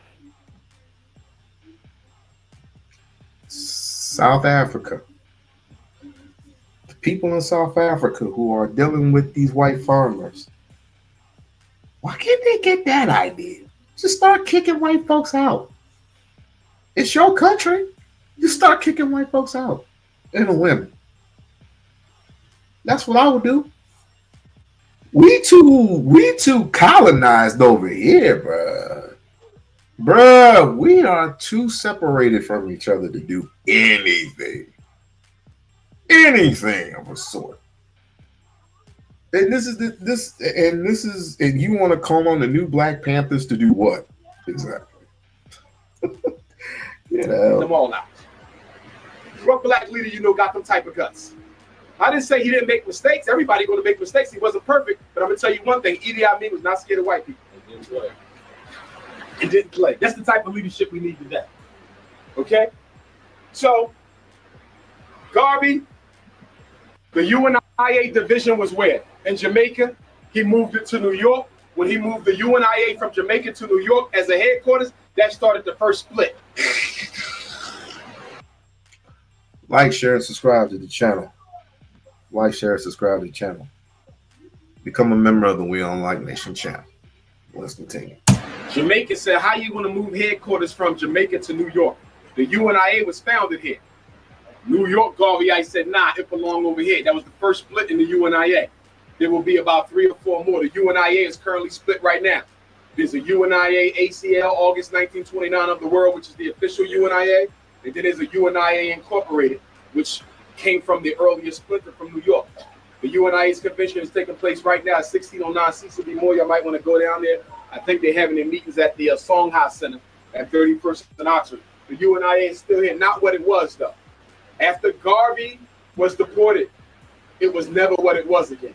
And Garvey's deportation spelled the end of Pan-Africanism over here until who? Until Malcolm was split with the nation. Okay, but we would only get it for a year because then he would be taken out. Okay? They don't want you to think Pan-African. They want you to think black nationalism. Pan-Africanism is not black nationalism. A black nationalist is only concerned about black people here, limited, and trying to do something here. A Pan-Africanist has a global consciousness. Are y'all with me? And why do we have a global consciousness? Because we recognize that, guess what? We're fighting global white supremacy, not American white supremacy, not British, not French white supremacy. They, all white people, are united against us. You see? So it makes no sense for me, okay, to be trying to put out a fire in my house when everybody's house got the same damn fire. Why don't we all pick up the hose together and fix this thing once and for all? All Pan-Africanism says is what? The whole is greater than the sum of its parts. That's it.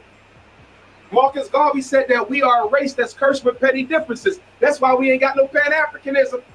Because we want to fight. The differences ain't the problem. The problem is we use them to fight each other.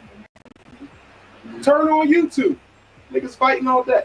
All day. All day long in the name of consciousness.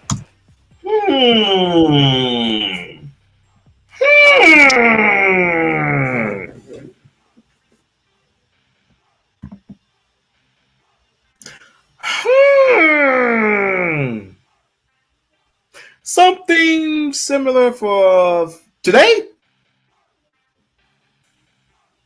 We're fighting in the name of consciousness. Where there's nothing conscious about FBA. Nothing. Well, let me stop lying, because apparently all they want to do is fuss and fight every single day. Fuss, fight,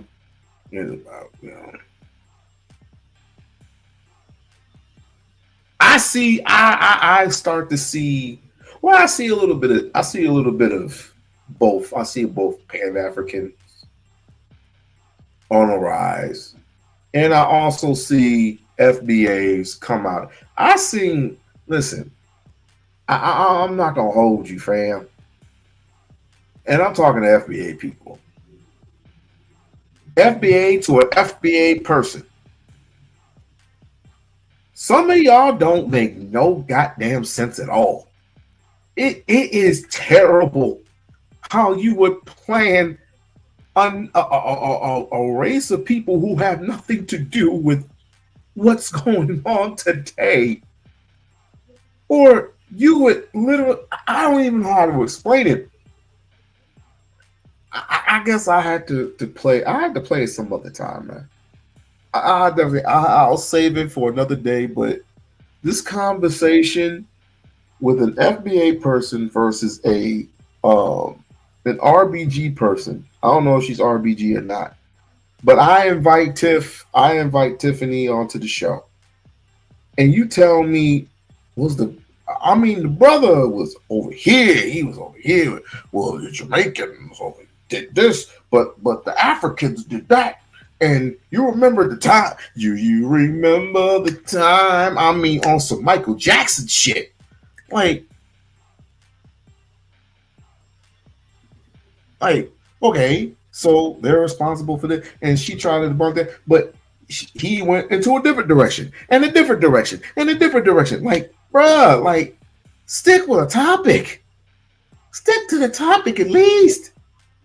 And even FBA was like, bro, we're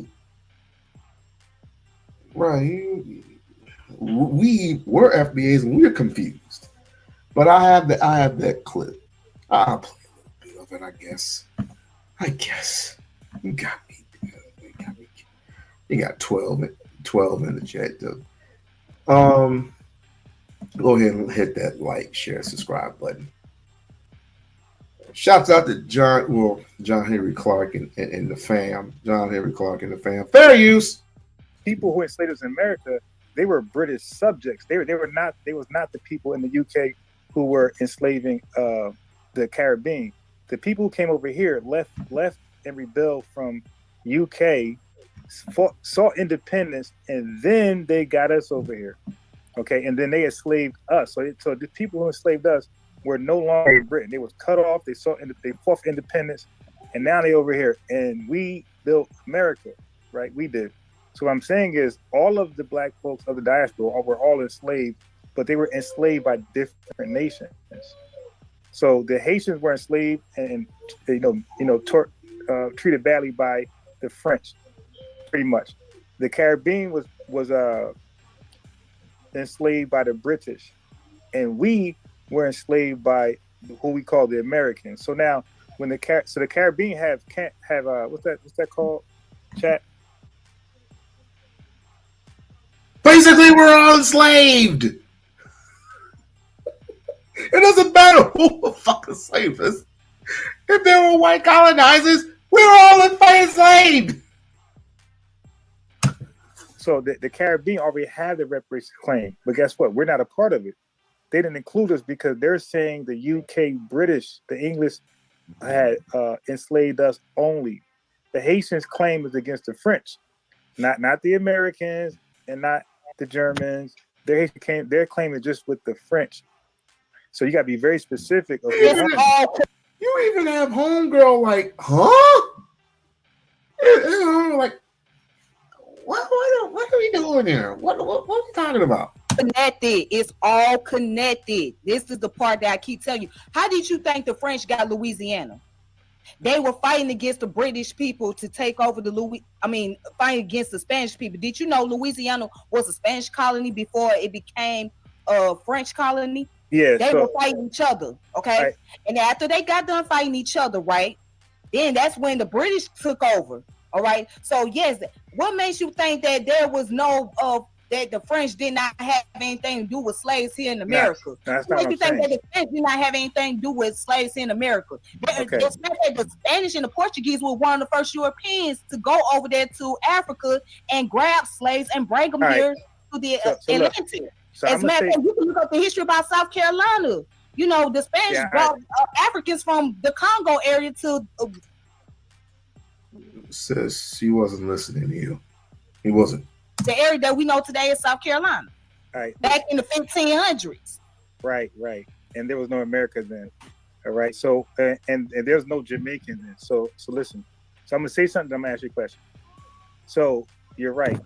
When the Africans were dropped off, right, different areas, they were all African, but at some point the Africans in Haiti were called Haitians, the Africans in Jamaica were called Jamaicans, the Africans in America were called Black Americans. At some point we all went through an ethnogenesis, all of us, even though we start off as Africans, but we started to develop our own cultures, our own language, our own religion, mores, all that stuff, which made us uniquely different after a while. So Haitians have a different experience, a different worldview than African Americans, the continental Africans, and also Jamaicans. The Caribbean has a different worldview, separate from the Haitians, people over here in America, and the continent, right? And Americans, we have a different experience than those of the Haitians, those of the Jamaicans, and the continental Africans. So yes, we are all, our race is African, our race is Black, all of us. But then our ethnicity is not the same because we went through different cultural experiences. So Haiti has their language and their food. Jamaicans have their language, their culture, how they dress, and their food. And Americans, we have our language, the way we dress, and our food. So we're different culturally, but we're the same racially. So as a result, America is responsible for why America. Can you agree that America is the reason why us Black African Americans have an American culture? Say that one more time. Okay, so America had their own culture. They had their own holidays, customs, and we took on those, right? So America is responsible for our American culture. Will you agree with that? You mean as far as the Western culture? Yes, because we were enslaved here. Yes, we picked up on the Western culture, of course. And also the Caribbean picked up on the Western culture too. No, wait. No. Yes. Look, yes, if you study, yes. Do Black Americans do Carnival? Yes, Mardi Gras. What you think Mardi Gras is? Wait, no, that's not Carnival. No, that's not Carnival. What do you think Mardi Gras is? It's a form of carnival. It's similar to Juve, which is celebrated out in Trinidad. It's very similar. Okay, but all of the carnival came from the Romans, right? So now the Caribbean captives, they used to dress up. So the origins of that are from the Jamaican oppressors, not the American oppressors, because the white people here wasn't doing that. And the French wasn't doing that. So it was the British who was dressing up and acting a fool, and the Caribbean dressed up mocking them. So when they did it, they dressed up cosplaying, mocking the white folks, the white Romans and those people. But this was only a Caribbean thing. Haitians weren't doing it, and we weren't doing it. It was mainly the Caribbean dressing up, mocking their colonizers. And then when the colonizers left, right, they saw independence, they just made it their own. Like kind of like what we do over here in America. Like we got slang, and same thing with The Haitians, they took French, they remixed and made Creole. So all of us was inspired, or not inspired, but all of us was influenced by our unique white people that colonized us, and we adopted their culture. So I mean, the American culture is different from the UK culture. UK culture is different from the Haitian culture. And you can see it from our clothes, our dress, and our language. Like we had different colonizers. You agree with that?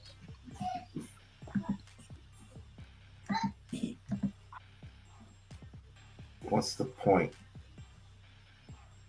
I'm still trying to figure out what's the point. We have differences. We're like night and day, but we still have the same bone structure as our African counterparts. Same bone structure, same hair, same nappy hair, same brown slice. It's rare to see a black child with blue eyes. Very rare do you see a black child with blue eyes. It's the most beautifulest thing in the world. Let me continue. She's on mute. Yeah, I'm here. So do you agree that we all had different colonizers as far as customs? Not 100%. No, not 100%. I mean, yes, you had, because like I said, when we go back to the history about the Atlantic, right? Yes, there were certain ones that went to like various parts of the Atlantic. Like you had the Portuguese that went over there to South America when they brought the Africans over into what is now called Brazil, right? And you had the Spanish also conquer other parts of South America too. But when we talk about United States, you're talking about the Dutch, you're talking about the British people, you're talking about the French people, you know what I'm saying? And even with the Spanish people, so it was a combination of multiple, different European group that, had their own slaves and brought them here to the Atlantic. So the same people, and not to mention the British also had land in the Caribbean. They had multiple lands in the Caribbean, okay? So the same people that took our African ancestors and brought them over here to America also brought them over to the Caribbean and also brought them to Latin America. So what we gonna see that there we are very connected in more ways than we think. We have a lot in common with those in the Caribbean and those in Central West Africa more than what we think because of our bloodline. So no matter what we identify ourselves, no matter if you want to say FBA, ADOS, whatever, your DNA does not change.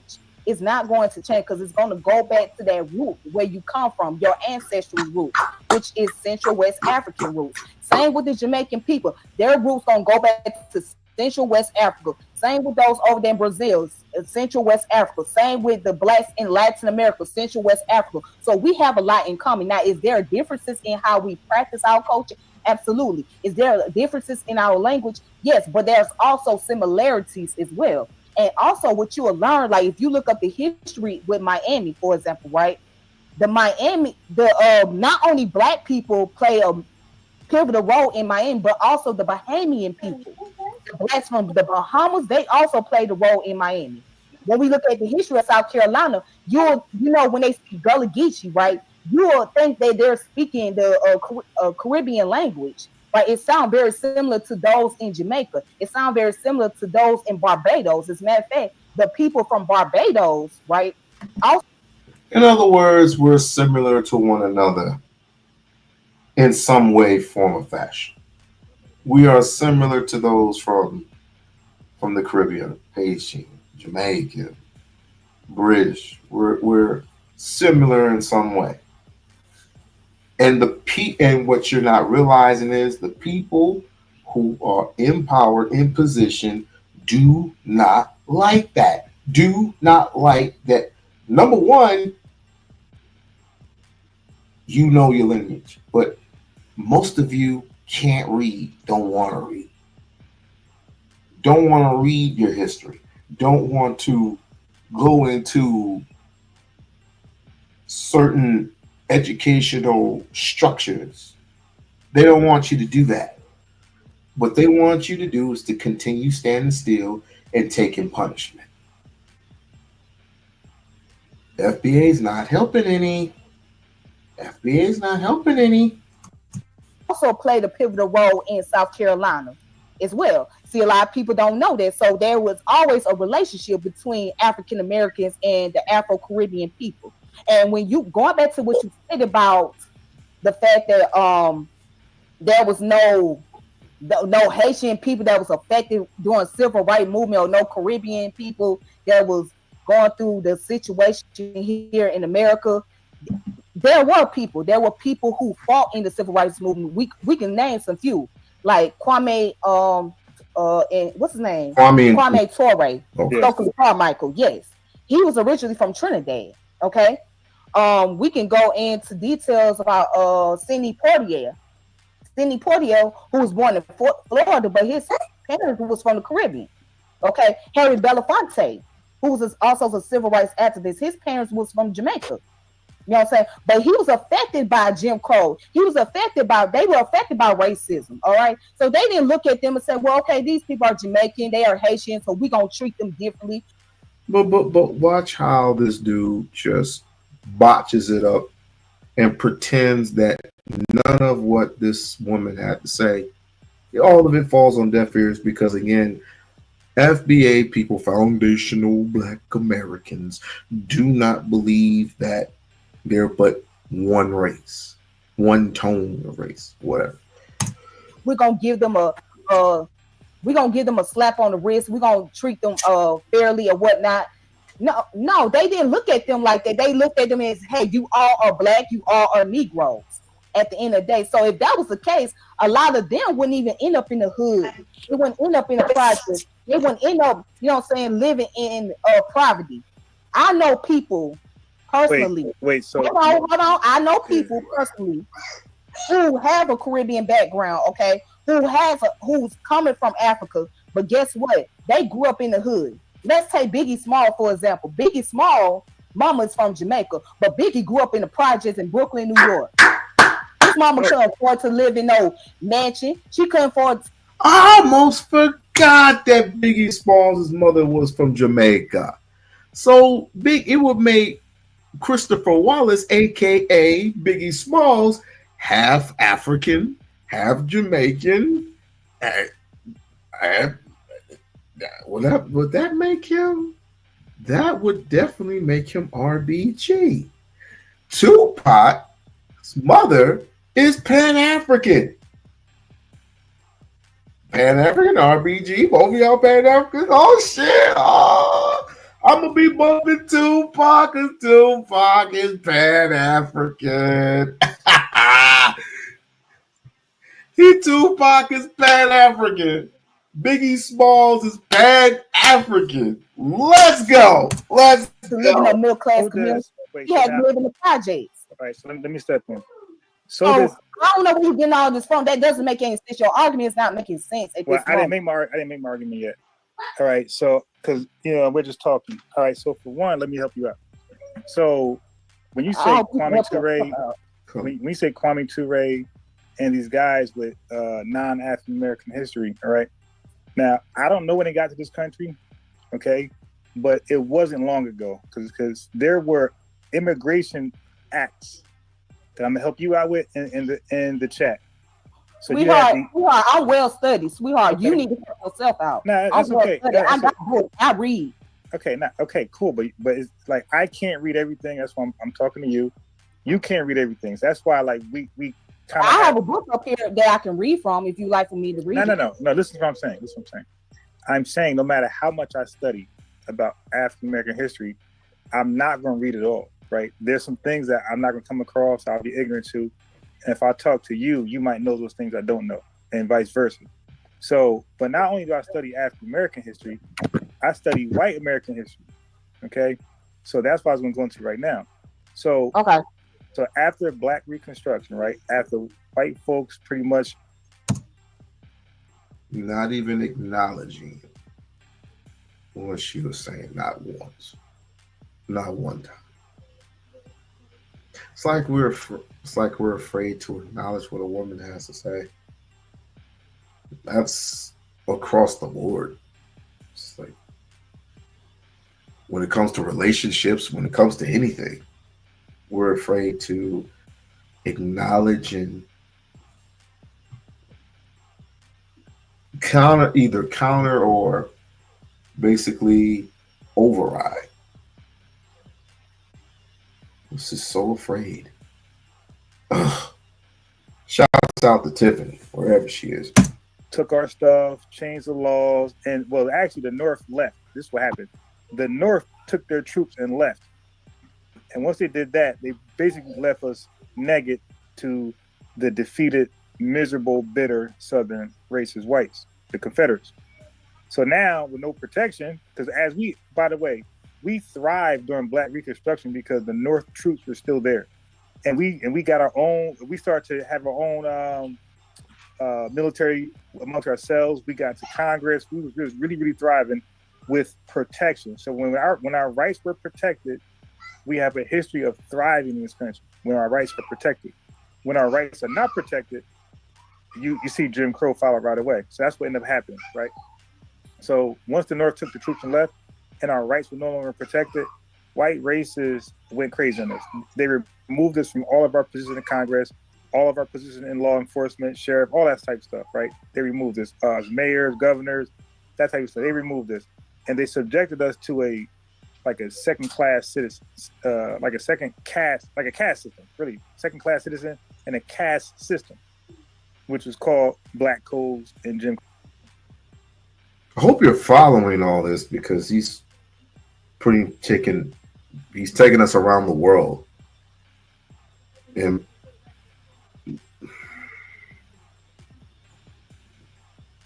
no, bro. People in their channels. Crow. Now, from there, acts were passed. In the early 1900s, acts were passed that it was called Immigration Acts. 1917 is one, where white people even discriminated against themselves. So when we say Europeans, we're talking about Northern, Southern, Western, and Eastern. Okay, go. So when we're talking about Europeans, we're talking about Northern, Western, Southern, Eastern. So this is not just for you, right? Because you might know this stuff, but this is for the chat too, as well. Because when you talk to me, you're talking to the chat as well. Okay, so delusion. White people even discriminate against themselves. You want me to take a seat? Let me see. Wait, he got to poop. No, he got to go to the bathroom. Yeah, he got to go to the bathroom. So they were not allowed in this country at all, zero. Okay, so they banned Eastern whites and Southern whites. Okay, they're done. They only allow who they believe was like Germanic whites, who were like pure-blooded. So they only allow Northern and Western whites in this country. Okay, so what I'm communicating to you is this: if white people didn't let themselves in, they damn sure ain't let no Black person in from outside of America. You were not coming in legally. Now, if somebody was here, they came here illegally. If a Black immigrant came here during the early Jim Crow eras, they didn't come here illegally. They came here illegally because there was a lot of people coming in illegally, by the way. Okay, so now I want to say in 19. Not everybody came here illegally. There are people who earned their passports and been here for many, many years. Now there are those who sneak in. They get violated along the way, but due to booby traps and whatever else have you, but not everybody came in here illegally, dude. In 1924, what whites did from there was they had another immigration act, and they had more restrictions on those Eastern and Southern whites, right? They were not allowed in America at all. So now they was going to pass an act in 1924 to allow 1924 to remember they passed another immigration act in 1924. They were going to allow the Mexicans over before they allowed their own white people in this country, obviously for cheap labor. So to get to the point, a lot of white folks resented that. They said, hell no. How you allow they called them peons and mixed breeds. They called Mexicans mixed breeds in the early 1900s. They said, how are you going to allow these mixed breeds, these peons to come over before our own whites in Eastern and Southern Europe? So what they did from that point on, they classified Mexicans as whites to justify allowing them over before the Eastern and Southern whites. I'm only saying this to point this out. Nobody black was coming to this country at that time legally. You were coming in, if you came over here, it was for slave work. And they sent your ass back. Okay, so all these Kwame Tuaregs, this was during the civil rights movement when they came over here.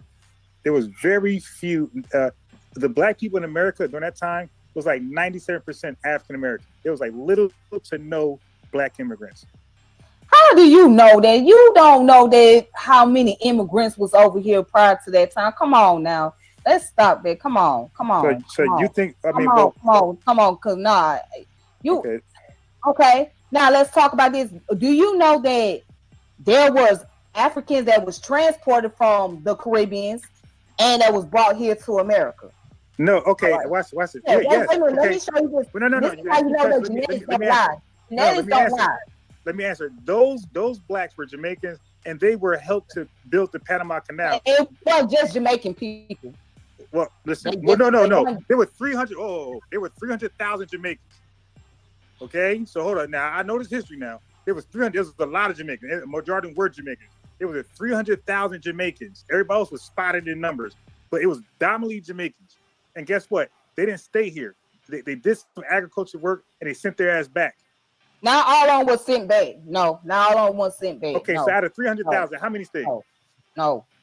So out of 300,000, how many stayed? You think? Just give me a number. I know that all of them wasn't sent back. I know that. Yeah, they was sent back. If some snuck away, it's like a handful. But it was 20. But listen, it was 22 million black folks at that time. By the way, 22 million. Okay, so almost all of blacks, again, 97% of black society were Black Americans, African Americans, Negroes, colored, however you want to call it. But it was mainly us by ourselves. Okay, so this is why like most people from the Caribbean, they don't know what Jim Crow is.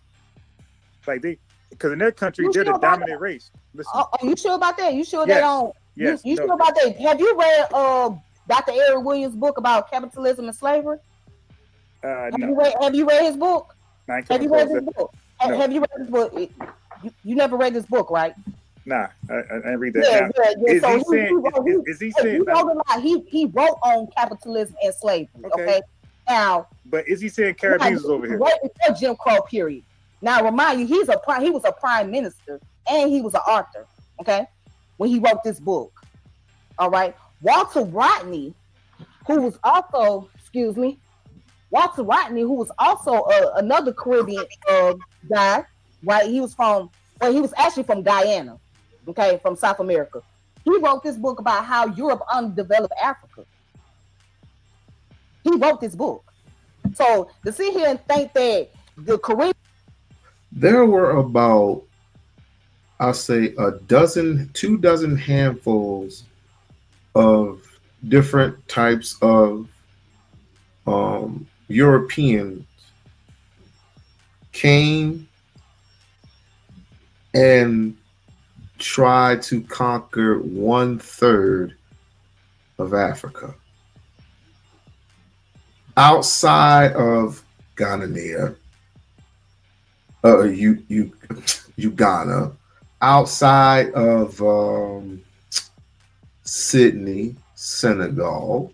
Of course, the Congo was being colonized by Europeans over there. That's why you had that's why you have what they call the mine diamond fight. As a matter of fact, I don't know what movie that was with homeboy that's looking for work in Hollywood, but he starred in a movie with Leonardo DiCaprio. I forgot what that movie was. That you need to go see it. But anyway, and then of course you had the people that you had Napoleon who tried to capture Egypt. which was back then Kemet.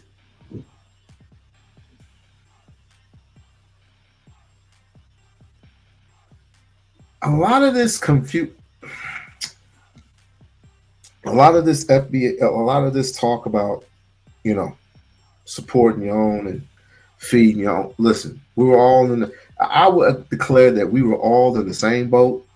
It's just that they put us in different cargoes. They put us in different cargoes, and we didn't speak the same language. Igbo, Opton, we didn't speak the same damn language. And most of us were enslaved in Brazil. Most of us went to the Upper Peninsula of the Americas back then. We were all over the freaking place. And you got this dude up here trying to separate what is not there. Indians didn't know anything about what was going on during slavery, or let alone about Jim Crow. That's a total lie. They didn't know, and I'll tell you why. That's a total lie. That's a total lie. Okay, look. That's a total lie in itself. Okay, watch this. Do you know how many Jamaicans there is in the world? What the fuck? Do you know how many Jamaicans? Do you know how many Jamaicans in the world? How many Jamaicans? What that mean? So in 2025, there's not more than 10 million. There's not a lot of these guys. Matter of fact, I'm sorry. I think the Caribbean world totally is like 10 million. There's not a lot of these guys. Okay. So there's not a lot now. There's 43 million African Americans. There's about 10 million Caribbean total. Okay. And I think 4 million of them are in America. And only 1 million are Jamaican, and only 1 million are Nigerian. There's not a lot of Caribbean people in this world. Okay. In 2025, so there was certainly not a lot in America at that time. Okay, because so they weren't. And again, if some which one is it? If it was or it wasn't? Well, both, because you could come here legally and illegally. Okay. Right. So a lot of people were coming here illegally, and just because you came here illegally doesn't mean you were turned around. So they would naturalize you. So if you had some Asian Negro, it's either they came here illegally or they came here legally. Obviously, they came here legally because most of them ended up in three states.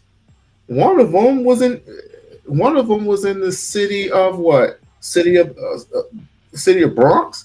That's in New York. Some of them went to Florida, and I think others went to, I don't know. I don't know where the other one went. I have no idea. And wannabe FBA guy. Over here, or Hispanics, or let's say some black folks over here, some black immigrants, or Mexicans, they didn't necessarily turn them around. They naturalized them. So they gave them like labor, like they were cheap labor. They ain't turn around cheap labor, so they kept them. But they were small numbers. It was not large enough to make up a community. They're very small numbers. Like I said, there was 22 million black folks, and there was like 200 million white folks. Yeah. So if any of them experienced Jim Crow, it was really a handful. It's not like a lot of Jamaicans could say, or Caribbean or Nigerians could say, hey, I experienced. No, they did not. That was exclusively a Black American thing, just like the experience in Jamaica. What they went through over there, like they had to do the sugar cane or agriculture, all that hardship. Yes. Yeah. So we could say Jamaicans pretty much exclusively just experienced that over there. We can't say Haitians and Black Americans share that same experience. We didn't. You don't know that. You have not studied enough. This is how I know you did not study enough history to say they did not experience racism over here in America. No, I'm saying Jamaica. I'm saying Jamaica right now. Jamaicans, yeah, you cannot say that they did not experience racism here in America. Right, so you cannot say that. You don't know enough. You cannot say that. Everyone who is Black has experienced racism. Haitians have experienced racism. Oh my God. What the fuck? Even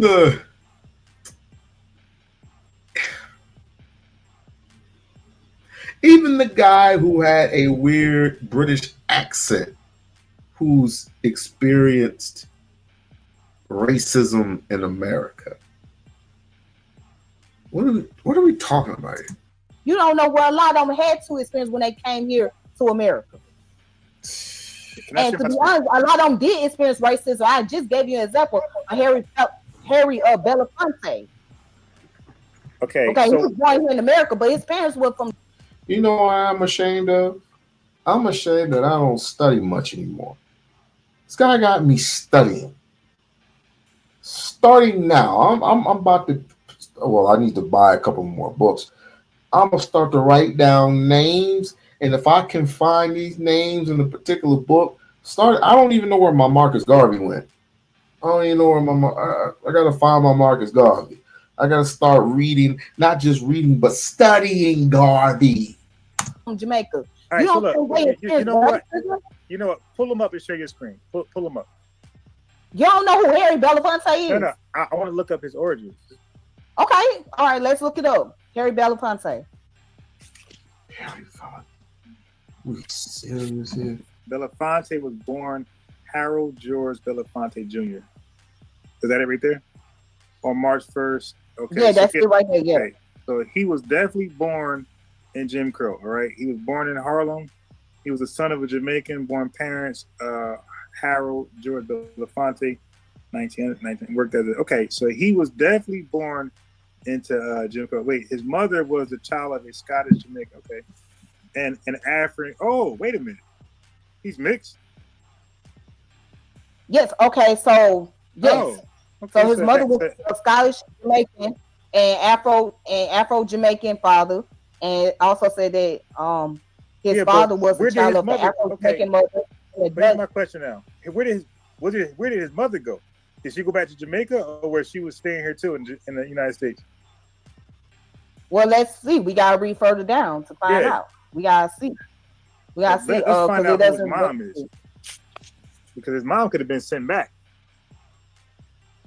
Yeah. So what I'm saying is, I'm saying find me a Jamaican who's not mixed, who was in this country in Jim Crow, because he was mixed.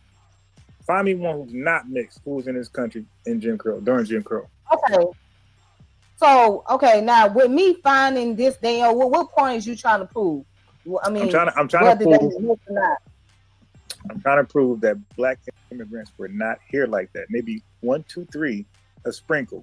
1, 2, 3, let's 4. Let's look up some Jamaican Americans. During Jim Crow. Cicely Tyson. Cicely Tyson. All right, look her up. You know, pull her up. Let's read it. Okay, Cicely Tyson. Yeah. Did we forget about? Well, she said Sidney Poitier.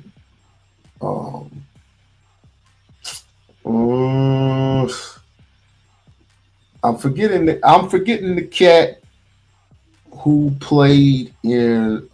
He played in a whole bunch of movies. But the one where he played the African guy who had the I just said the white boy's name. God dang it. Think. Leonardo DiCaprio. He was in the movie with Leonardo DiCaprio. What was his name? What the was his name? Gotta find it. Okay. It has a Jamaican background. Let's look at Cicely Tyson.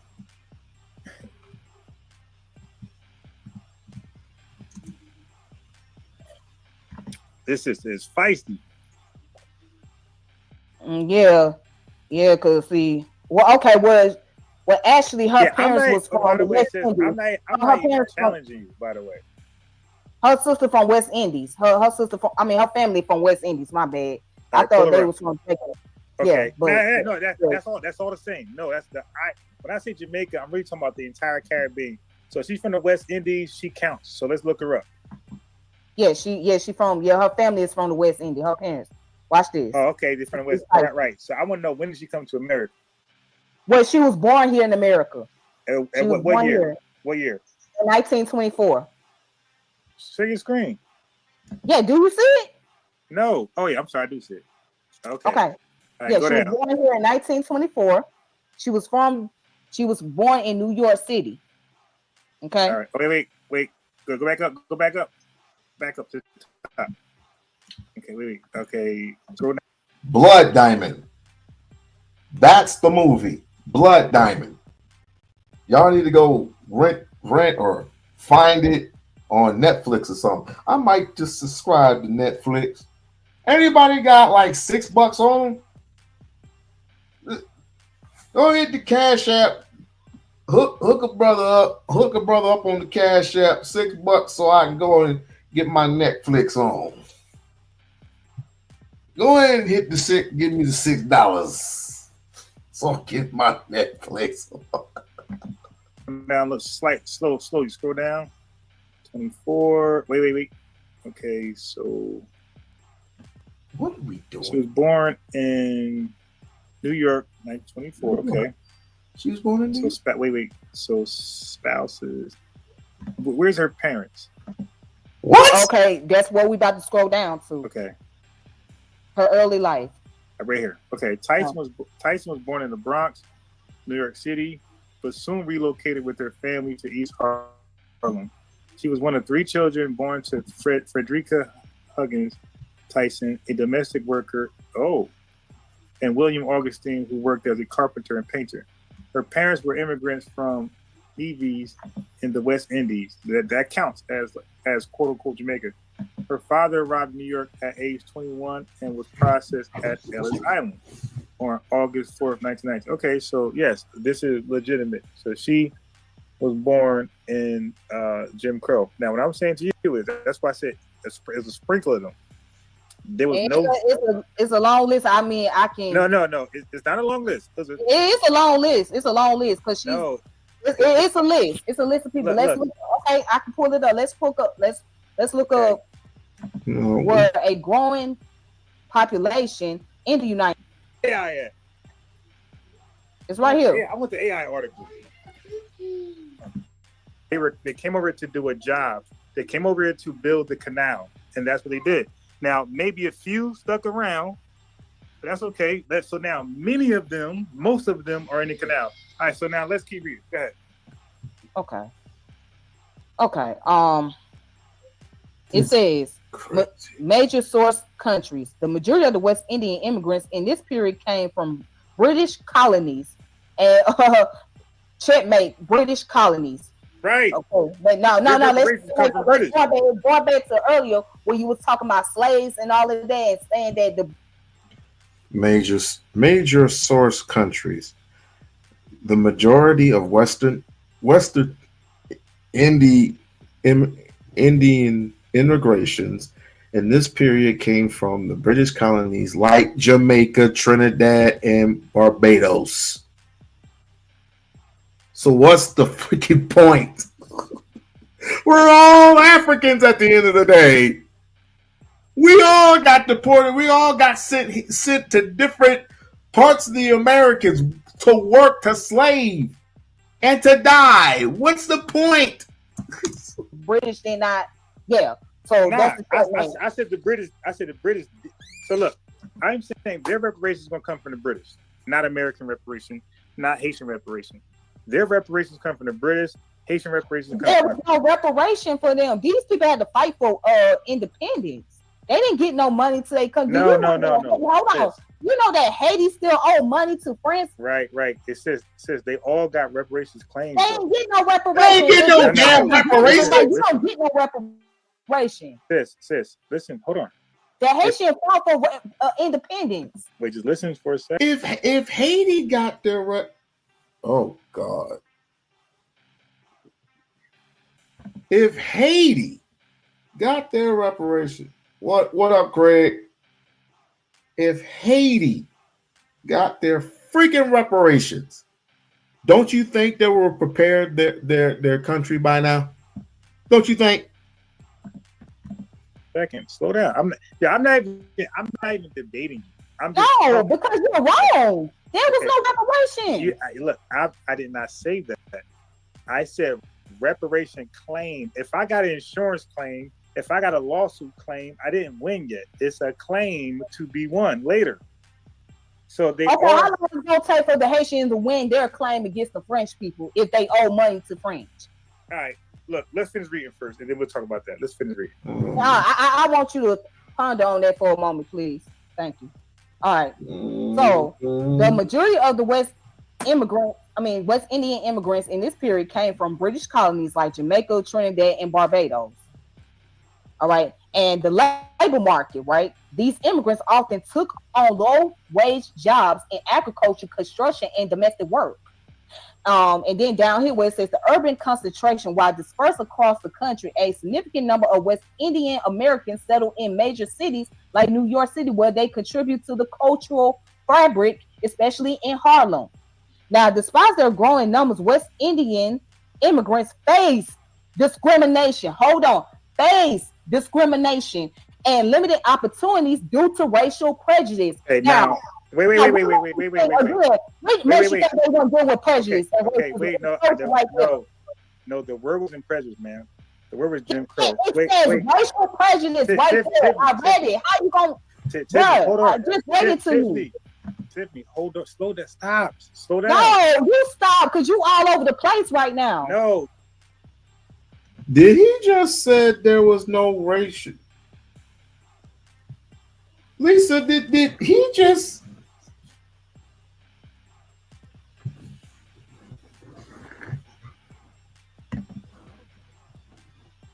Did this Negro just say that there was no racial prejudice? Am I wrong for the? Tell me he just did not say that.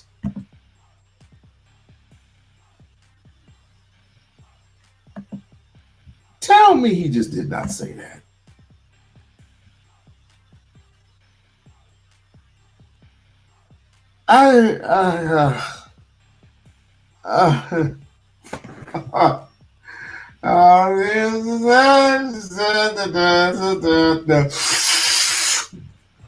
This nigga is straight. Where the line? FBA, y'all are the Lululand. Y'all in Lululand.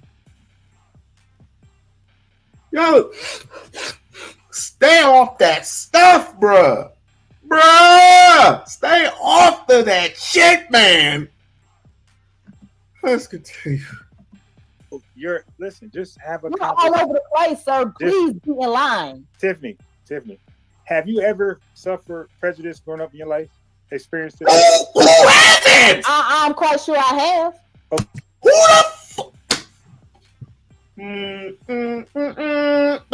the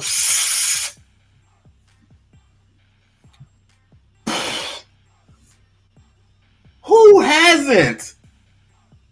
I've experienced it. My mom has experienced it. My wife has experienced it. Huh? Okay, were you in the system Jim Crow when you experienced it? No, I was not in the system of Jim Crow. Right, and neither were they. They're up north. Hey, it don't matter. Limited opportunity due to racial prejudice. White supremacy is white supremacy. What are you talking about? Tiffany, listen. Jim Crow was in the South. They're in the North. You don't think they had Jim Crow laws in the North? No, it had no Jim. Tiffany, I just said that.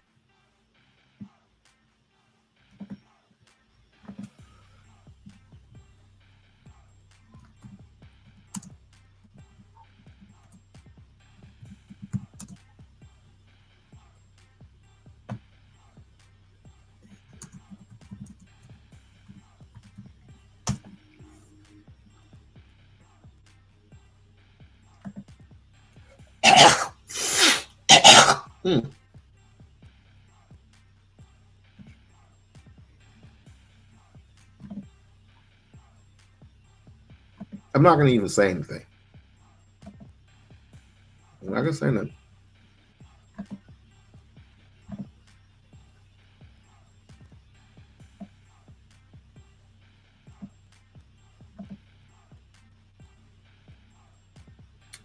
Jim Crow laws in the North. For generations, the North has given itself credit to being less racially biased than the South, and for being the better place for African Americans to live. The logic was straightforward, at least in the northernese, or I should say northern. After Reconstruction ended in 1876, the South imposed Jim Crow, which it enforced with lynchings and state sanctioned brutality.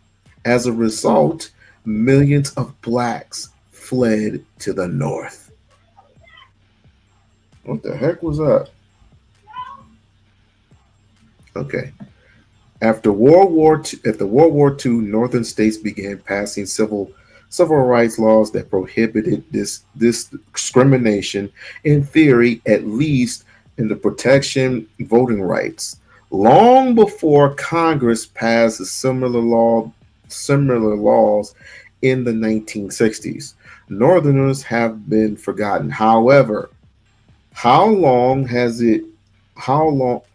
hard it was for blacks living above the Mason-Dixon line to struggle to achieve rudimentary freedoms. While the North had no Selma March, the Birmingham March bombing. Let me read that over. While the North had no Selma March, the Birmingham church bombings, and no George Wallace pre-announcement of segregation now, segregation tomorrow, and segregation forever.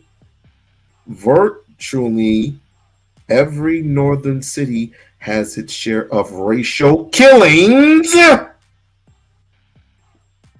cross burnings, and white riots.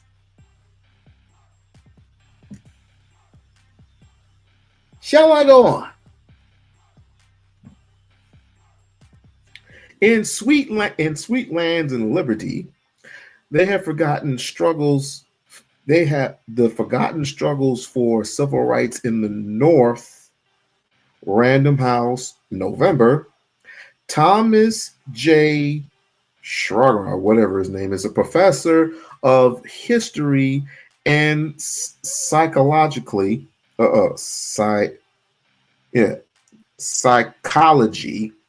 in the University of Pennsylvania, let bear to differ blacks having to have in the North from before the first black great migration in the 1920s. That doesn't mean it. In the 20s, in the 20s, as Suganal, whatever his name is, tells it, was an era of growing hospitality as blacks moved north. Reconstructive, colonized blacks entirely into many neighborhoods. Schools were openly segregated. Shopkeepers and theaters displayed whites only. Even celebrities such as Josephine Baker, Paul Robeson, Dorothy Dandridge, and forgive me, I'll just call him Mr. Anderson, had a hard time finding rooms and faced Jim Crow in restaurants when they were touring the North. I will concede my time, and I will say this dude is very fucking delusional. Everybody, the South and the North, experienced Jim Crow.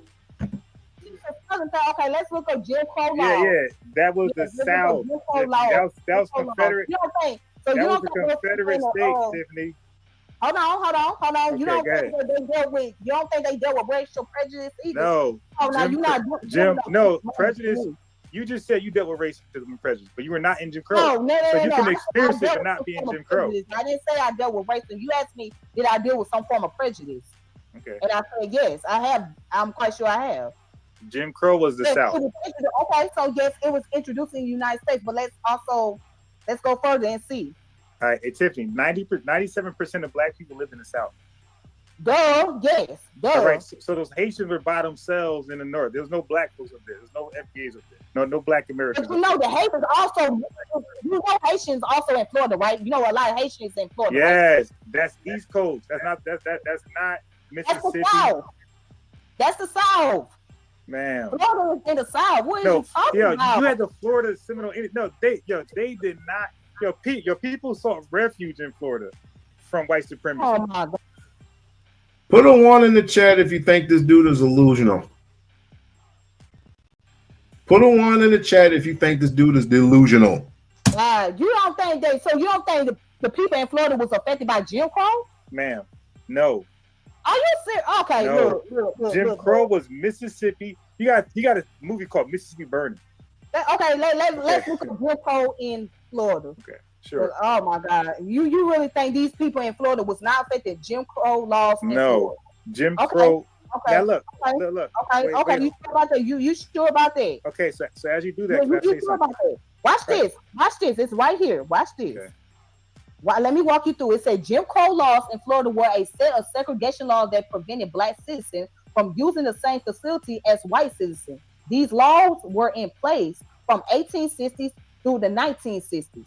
Example of Jim Crow laws in Florida: public transportation. Passengers were assigned to specific seats. Public transportation. Hold on, it's more. Are you serious? It's more. What you mean? Looking at the screen, it's more.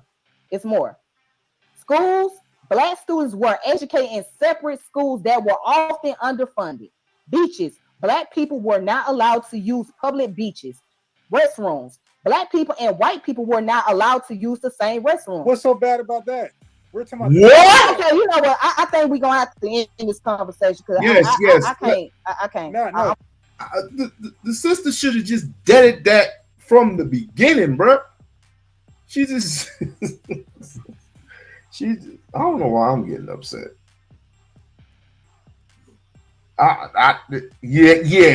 Yeah. She's. Oh,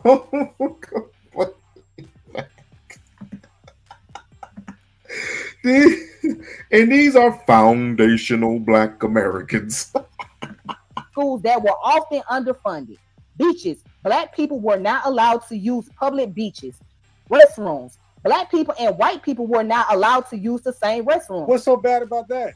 We're talking about the South, though. Okay, you know what? I think we're gonna have to end this conversation because I can't. No, listen. I can't. And you said what's so bad about that? Did you just ask what's so bad about Jim Crow in Florida? No. What's so bad about things you're reading? I'm saying Jim Crow in the South, where people are being Florida is in the South. Tiffany, people are being. We got a book called 100 Years of Lynching. Those were southern. The KKK was mainly in southern states like Mississippi, the Carolinas. Florida is a southern state. No, okay. Hold on. So is Florida now a southern state? Yeah. Well, it's called South Southern, but the KKK didn't. Oh my God! Oh my goodness! What the hell? Tiffany. Oh my goodness! Did you just sit here and say Florida is not a southern state? No, I said. And this is your foundational Black Americans. It was. Listen, this is what I'm saying. You say it was. It still is a southern state. What is you saying? Okay, cool. Listen what I'm saying, though. I'm saying North Carolina, Monroe had a population of 12,000 people. This is North Carolina. 7,500 of 12,000 were Klansmen. Do you know that the Klansmen were born in Lansing, Michigan, where I was born and raised, up north? And they dwindled all the way from the northern to the southern states. That's why it was hard. I mean, they didn't call it the Underground Railroad for a reason. Because you had to go underground. Because of all of the... Man, it's hard to explain it to an FBA. It's really hard. You had lineage over here. You were safer over here. There were many people who fought and you fled. Yeah. 0.5%. So that means almost the entire Klansmen. Can you show me that in Florida? And black people lived amongst. So now black people made up probably, who knows, 2,000, 3,000. Most of the city that's just Klansmen. That's not counting the whites who are not in the Klan. So black folks made up now. Black Americans, African Americans, made up a small. That means you're a Michigan Stater. I hate Michigan State. Anyway, portion of the city. That's what I'm talking about.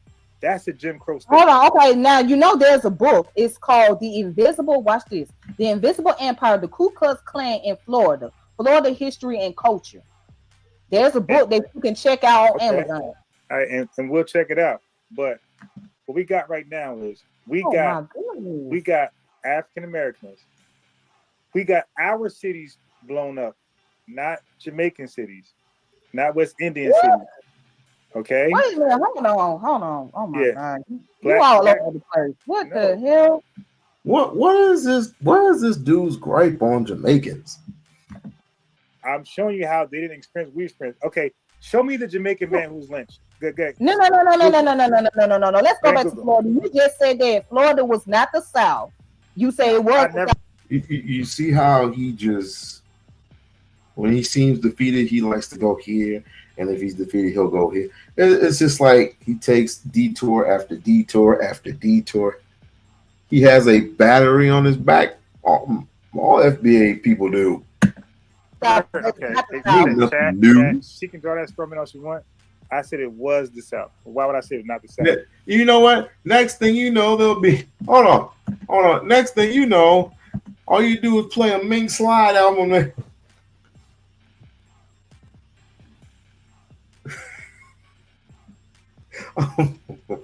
Okay, I promise I wasn't gonna. I thought you was FB. Who? No, I ain't DBA. I ain't delusional. I am not delusional. I am Pan-African. You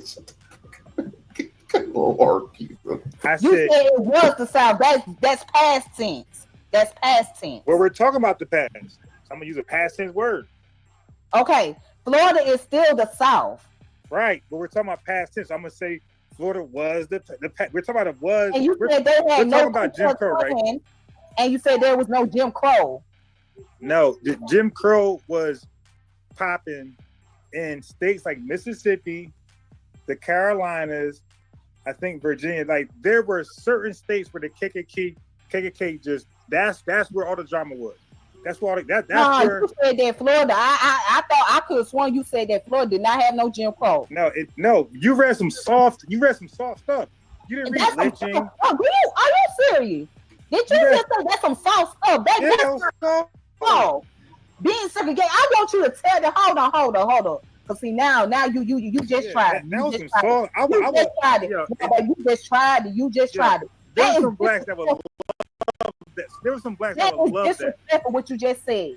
That is disrespectful to those people. Beaches. No. That is disrespectful. Because you don't know what they experience a lot of hardship out there. Why didn't Dr. King march in Florida? Hold on, it ain't about that. But when Dr. King spoke on everything. I'm saying, but he went to the worst. But he went to the most racist Okay, places in but that's America. what he still was addressing black issues here in America. Oh, Alabama, I'm saying, but he went to the worst racist states Oh, to demonstrate, no, to practice his civil rights. No. Why he go to Florida? No. How we know that he never went to Florida? Because we know where he went. What you just said, hold on, let me stop you right there. What you just said was downright disrespectful. That's disrespectful what you said. That's some soft stuff. Well, put yourself in these people's shoes and see how it feels to go through the hardship that they had to endure. You can't go to the beach. You got to find somewhere else to go. You can't even go to a public restaurant. You got to go to the most filthiest bathroom. You can't even get proper education. You know what I'm saying? Because the books that you reading or you learn from, they are so bad and they torn up and they terrible. And the school itself is in terrible condition. And you don't say that this is some soft stuff. What the hell is wrong with you? What is wrong with you? Why would you call yourself a foundation of Black Americans? Say you stand up the concept of for Black people, but you gonna sit up here and say what the people in Florida dealt with was some soft stuff? That was soft. No, that's not soft. Are you crazy?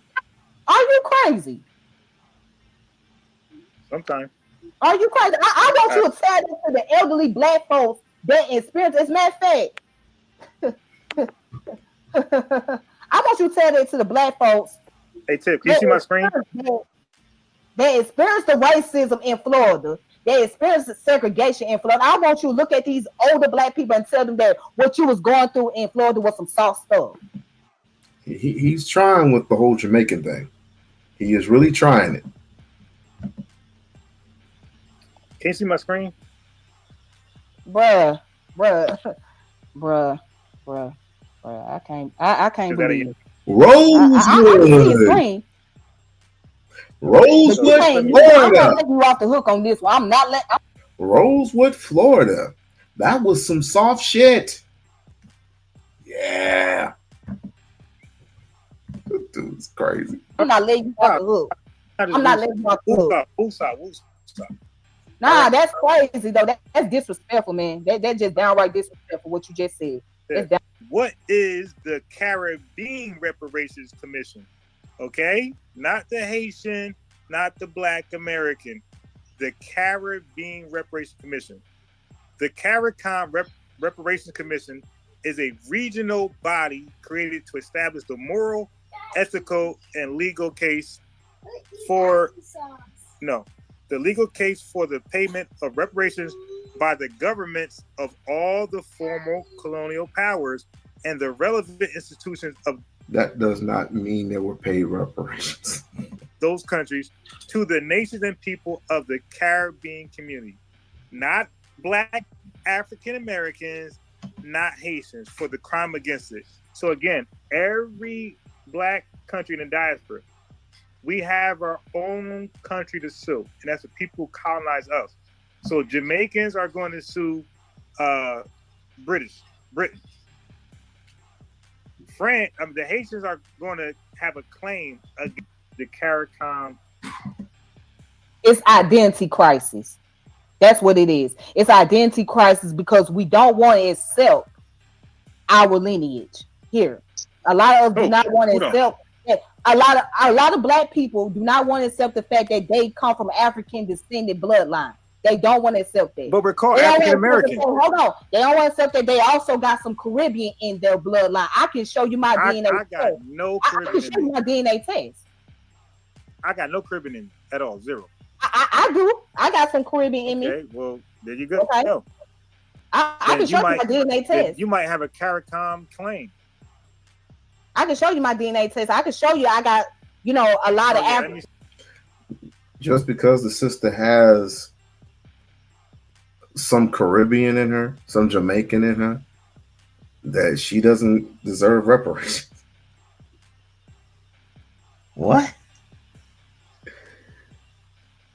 Is my energy is fucking drained from this shit.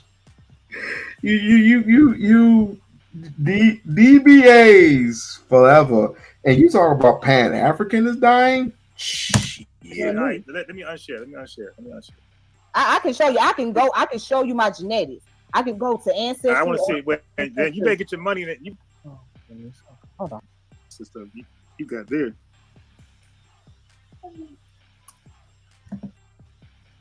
Yeah, it's tip world. So this is my ancestry DNA, okay?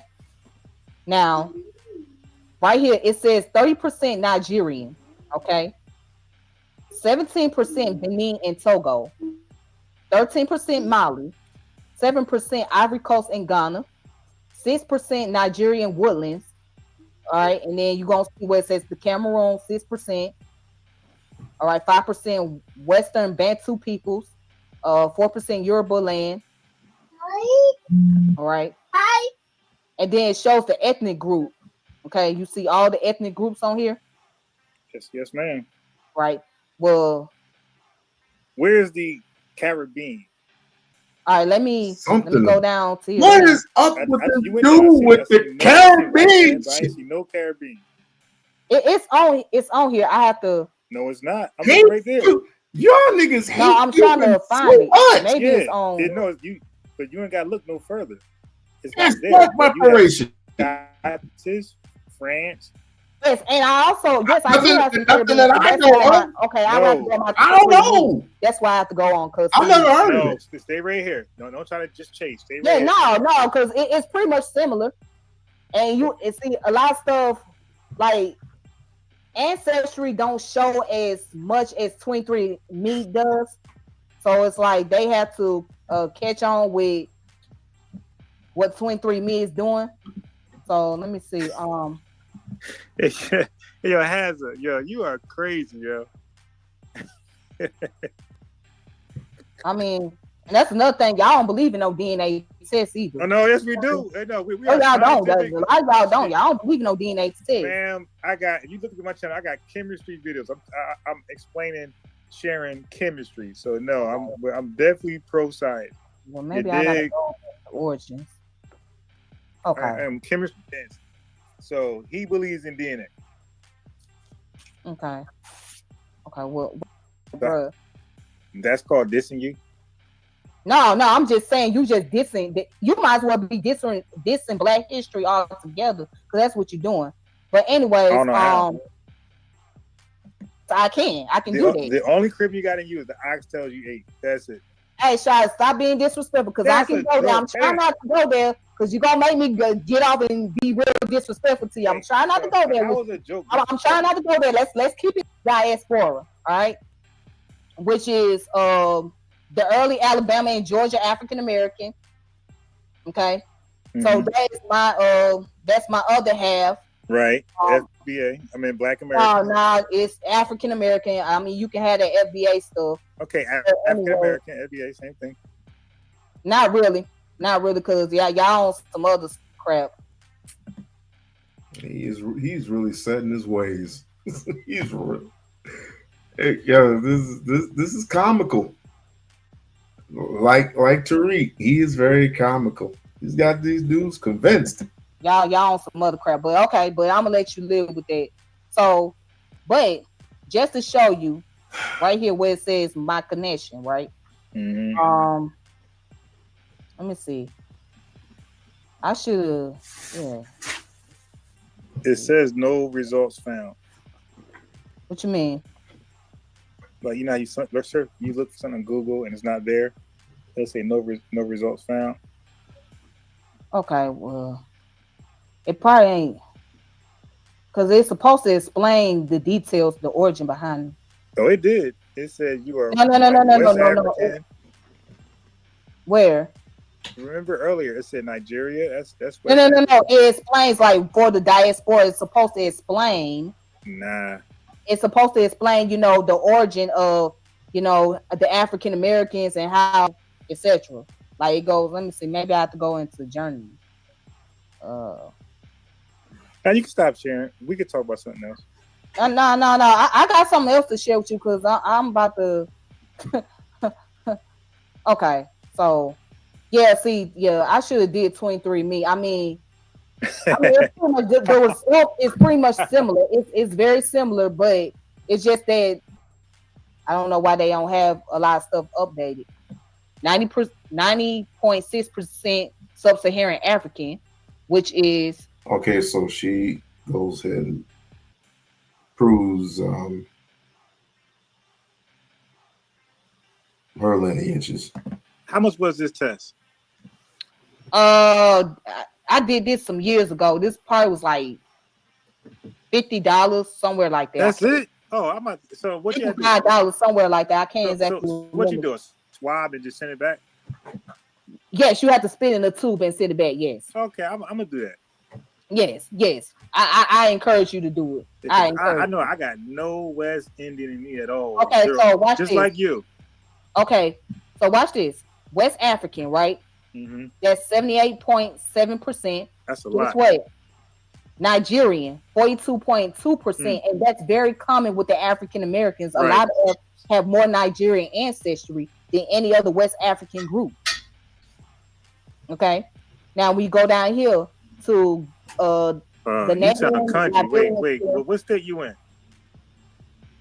I think I just told you before. You ain't hear me when I say Georgia. Oh, damn! You way more country. You must be like Southern Georgia or something. No, I'm in Georgia. You ain't near the city. I'm in the city. Wow. Well, that's not where you're originally from. Okay. Now down here where it says African diaspora, which is very accurate and very correct. Yes, ma'am. Going back to also what ancestry put on there. See. But I don't see no West Indies though. Oh no, it's on there. I'm just gonna pull it. I'm about to pull it up. But see, I'm about to put my glasses on since I look for this one right here. Okay, it's right here. It's right down here at the bottom. It says 0. It's right here. Do you see where it says Caribbean? That's the West Indies. What you call 0. West Indies. No, it doesn't say 0. Okay, so it says what? Jamaica. Okay, now watch this. It says Jamaica has 14 administrative regions. You share DNA with 23andMe participants who mostly frequently report their ancestors are from the following 2 regions: St. Andrews Parish. Yeah, but I don't see a percentage. That is West Indies, Jamaica. No, I don't see a percentage. No, of course it's not a percentage per se. It just showed the region where where my ancestors came from as far as the Caribbean.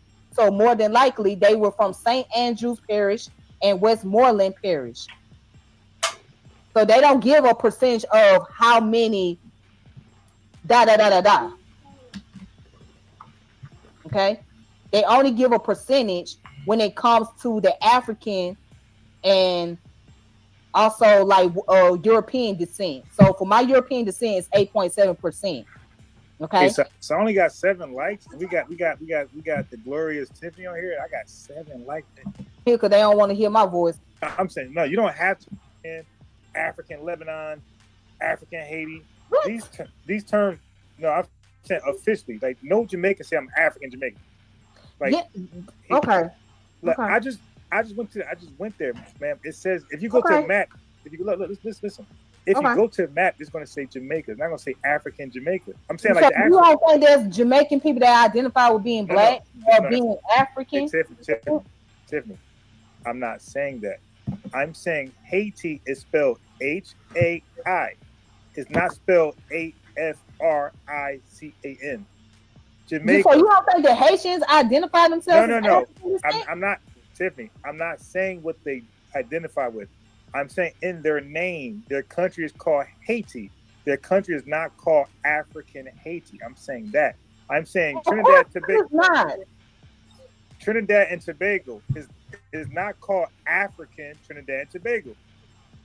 Of course it's not. It's not right.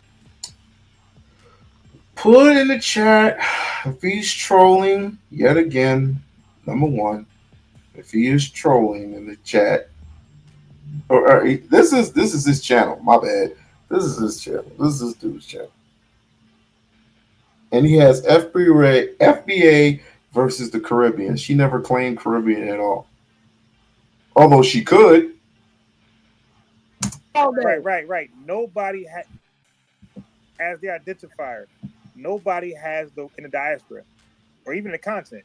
It's not called African Nigeria. It's not called African. No, but they identify as being African. What are you saying? Tiff, I'm not speaking about identifiers right now. It's called Africa. Tiffany, you gotta listen to me. You're not listening. I'm trying, but you is all over the place. Oh my God. Because you're not listening. I'm trying to listen to you, but it's like you just bouncing off the wall. You gotta be all right, parallel. So look, okay, watch this. Look at my screen. I'm gonna show you something. Okay. But I'm gonna tell you this, they do identify as being African. I'm not speaking about identifying. They identify being black. So of course, yeah, but Africa is a continent. Right. And nobody, again, if you ask a man from Ghana, what is he? He's going to say Ghana. He's not going to say I'm African Ghana. He's going to say he's African. If he's here in America, he's going to say I'm from Ghana, but he's going to say I'm an African. No, Tiff, listen what I'm saying to you. Listen. And do you know they have Pan-Africanism over there in Africa? No problem. Well, listen what I'm saying right now. See, look, you're going somewhere else. You're over the place. I'm saying you are all over the place. You say they don't identify as being African. When they come here, they're going to tell you what country they from. They're going to say they African. Right. No, Tiff. We're not. No, that's a continent. If we ask him what country he's from, he's going to say Ghana. Okay? If we ask the guy where he's from, he's going to say Rwanda. He's not going to say African. But he's going to also tell you he's African. No. Listen. What I'm saying is when you ask him where he's from and what he is, he's gonna say, I'm from Ghana, I'm Ghanaian. If you ask another guy where he's from, he's gonna say, I'm from let's say I don't know, just give me a country. Liberia. Zimbabwe? Look, Liberia, and I'm a Liberian. He's not gonna say I'm from Lansing, Michigan. I'm a Lansingander.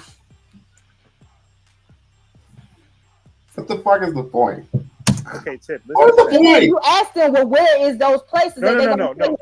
Africa. But I'm not asking about the continent. I want to know who. And they're gonna say I am African, but I am from Liberia. No.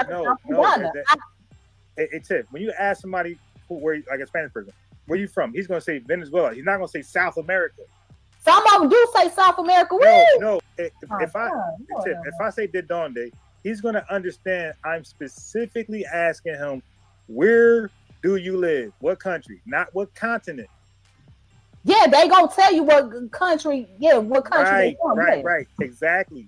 So when you ask a white person overseas in Europe, let's say West Europe, where you from? If they from France, listen, they're not going to say I'm from European France. They're going to say I'm from France. If I ask an Indian where you're from, he's not going to say Asia, India. He's going to say I'm from India. So back to the African. If I ask a Liberian where he's from, he's going to say Liberia. And I say, okay, well, what are you? He's going to say Liberian. The word Africa is not going to come up unless I say what continent are you from? And then he'll say Africa. But with us, why are we the only black people that list a continent with our? Because of our, you know what? I'll tell you what. I'm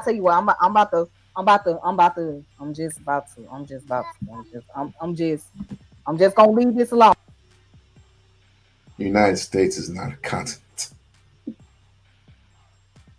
Why do black people are the only? Because this is not a continent, idiot. It's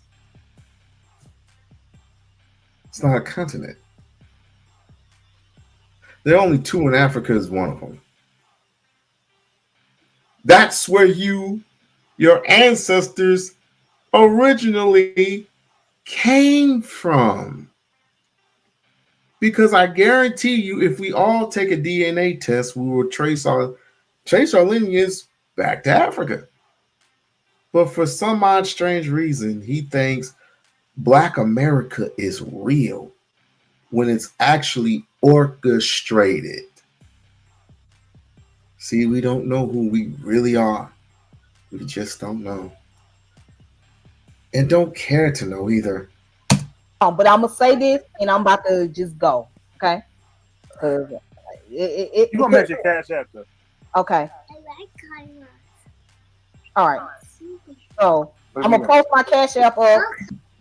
The reason why we identify as being African because of our African ancestry that we carry, okay? And I meant to say this earlier, speaking of that, you were saying that Jesse Jackson came up with the term African. No, he didn't come up with it. He no. That term African American being used I know. I say for a long time. Okay, and then before and after that, there was a term called Afro-American, which we hate. Okay? We hate that one because I don't have an Afro. Okay, Afro basically just goes back to being African descended. That's all it means. I don't like the word Afro. I find okay, that's fine. You know, you don't have to like the word, but I'm just telling you that's what our people also identify themselves as. Okay, but I just want to make a correction because people tend to think that Jesse Jackson was the one that came up with the term. Yeah, no, but you never explain what Pan-Africanism is. You never explain that. No, I'm not, because at this point I don't know, because it's like it's like I don't know, man. It's like you just all over the place at the moment. I can't even. We're getting to know each other. Yeah, it's gonna be like that. I don't think I could continue on because it's like it just baffles me at the things that you're saying. You asking the question why we the only people saying the word African or using African American when I just basically said because of our African ancestry. It's like oh my God, so I don't even know. I don't know. Say, hey, okay, so when Hussein broke the records, I don't recall a news article saying African Jamaican. The word Africa is never. Oh my goodness! The word Africa is never mentioned when it comes to Hussein Bolt. Not one time. When it comes to Bob Marley, Jamaicans. When it comes to Bob Marley, right? Any article on Bob Marley, it never says, "Hey, the African Jamaican singer," but it never says the word Africa. You never heard of Afro-Jamaican, Afro-Ghanaian? No, I'll tell you what. I'm saying Thank you for having me on. Oh my God. Thank you for having me on. But I'm gonna go ahead and just end it from here. Okay. I'm just gonna end it here. But I do appreciate this because we're not getting anywhere. We're really not getting anywhere. You should have skedaddled from the beginning. If anybody can find this woman, Tiff, please. It's really send her to me so we can have a conversation. You're starting to drive me crazy. So I'm just gonna be straight up honest. He's driving me I'm crazy. surprised I lasted this long. I'm really surprised I lasted this long. So that's because I'm good. That's what you lasted for. I'm good. No. It ain't about you being. No, I had this much patience. So she's gonna leave. All right. After she leaves, listen. Now, if black people, if we're gonna get somewhere with this unity stuff, we gotta put an effort in to listen to each other, to try to understand why is this person something I disagree with. So you will have a Christian, right, that's black, and that Christian wants to know why is that other black person Muslim. You can't go into the conversation with a blatant bias to start it off. It ain't gonna work out. Because as soon as they say, hey, I'm Muslim because no, you don't believe in Jesus. No, that's not how that happened. So she was freaking out once we started talking. She was freaking out. Okay. So you got I'm about to go, guys. This has already been draining me. I'm triggered. And I'm tired. Tired of listening to this nonsense. Didn't I tell you that he went 95 south and then automatically went down south, went back up north, traveled that way, then went this way, went up that way, went to the west coast, went to the east coast.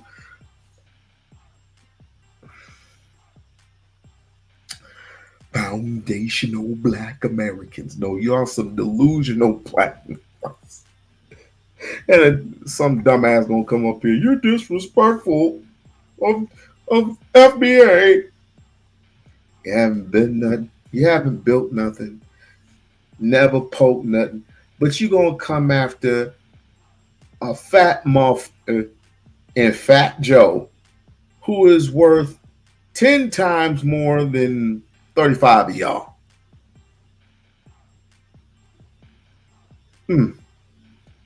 And can buy that building of a museum or whatever the hell you call it. I bet you if Umar and Fat Joe have a conversation, the conversation would have went well. It would have went 100% well. And I haven't even looked at the tapes of Tariq and Fat Joe possibly arguing with one another. You probably do have those connections. I really don't know, and I really don't care, because none of this shit makes any sense. You're just causing you're causing more and more division. Each and every single day you start opening your fucking mouths. But this was quite entertaining. There's more of this to come, ladies and gentlemen. More of this to come. So like, share, and subscribe. And please hit that membership. Hit the membership, please. And I will be back with y'all on another day. Peace, love, and soul. Get the hell out of here.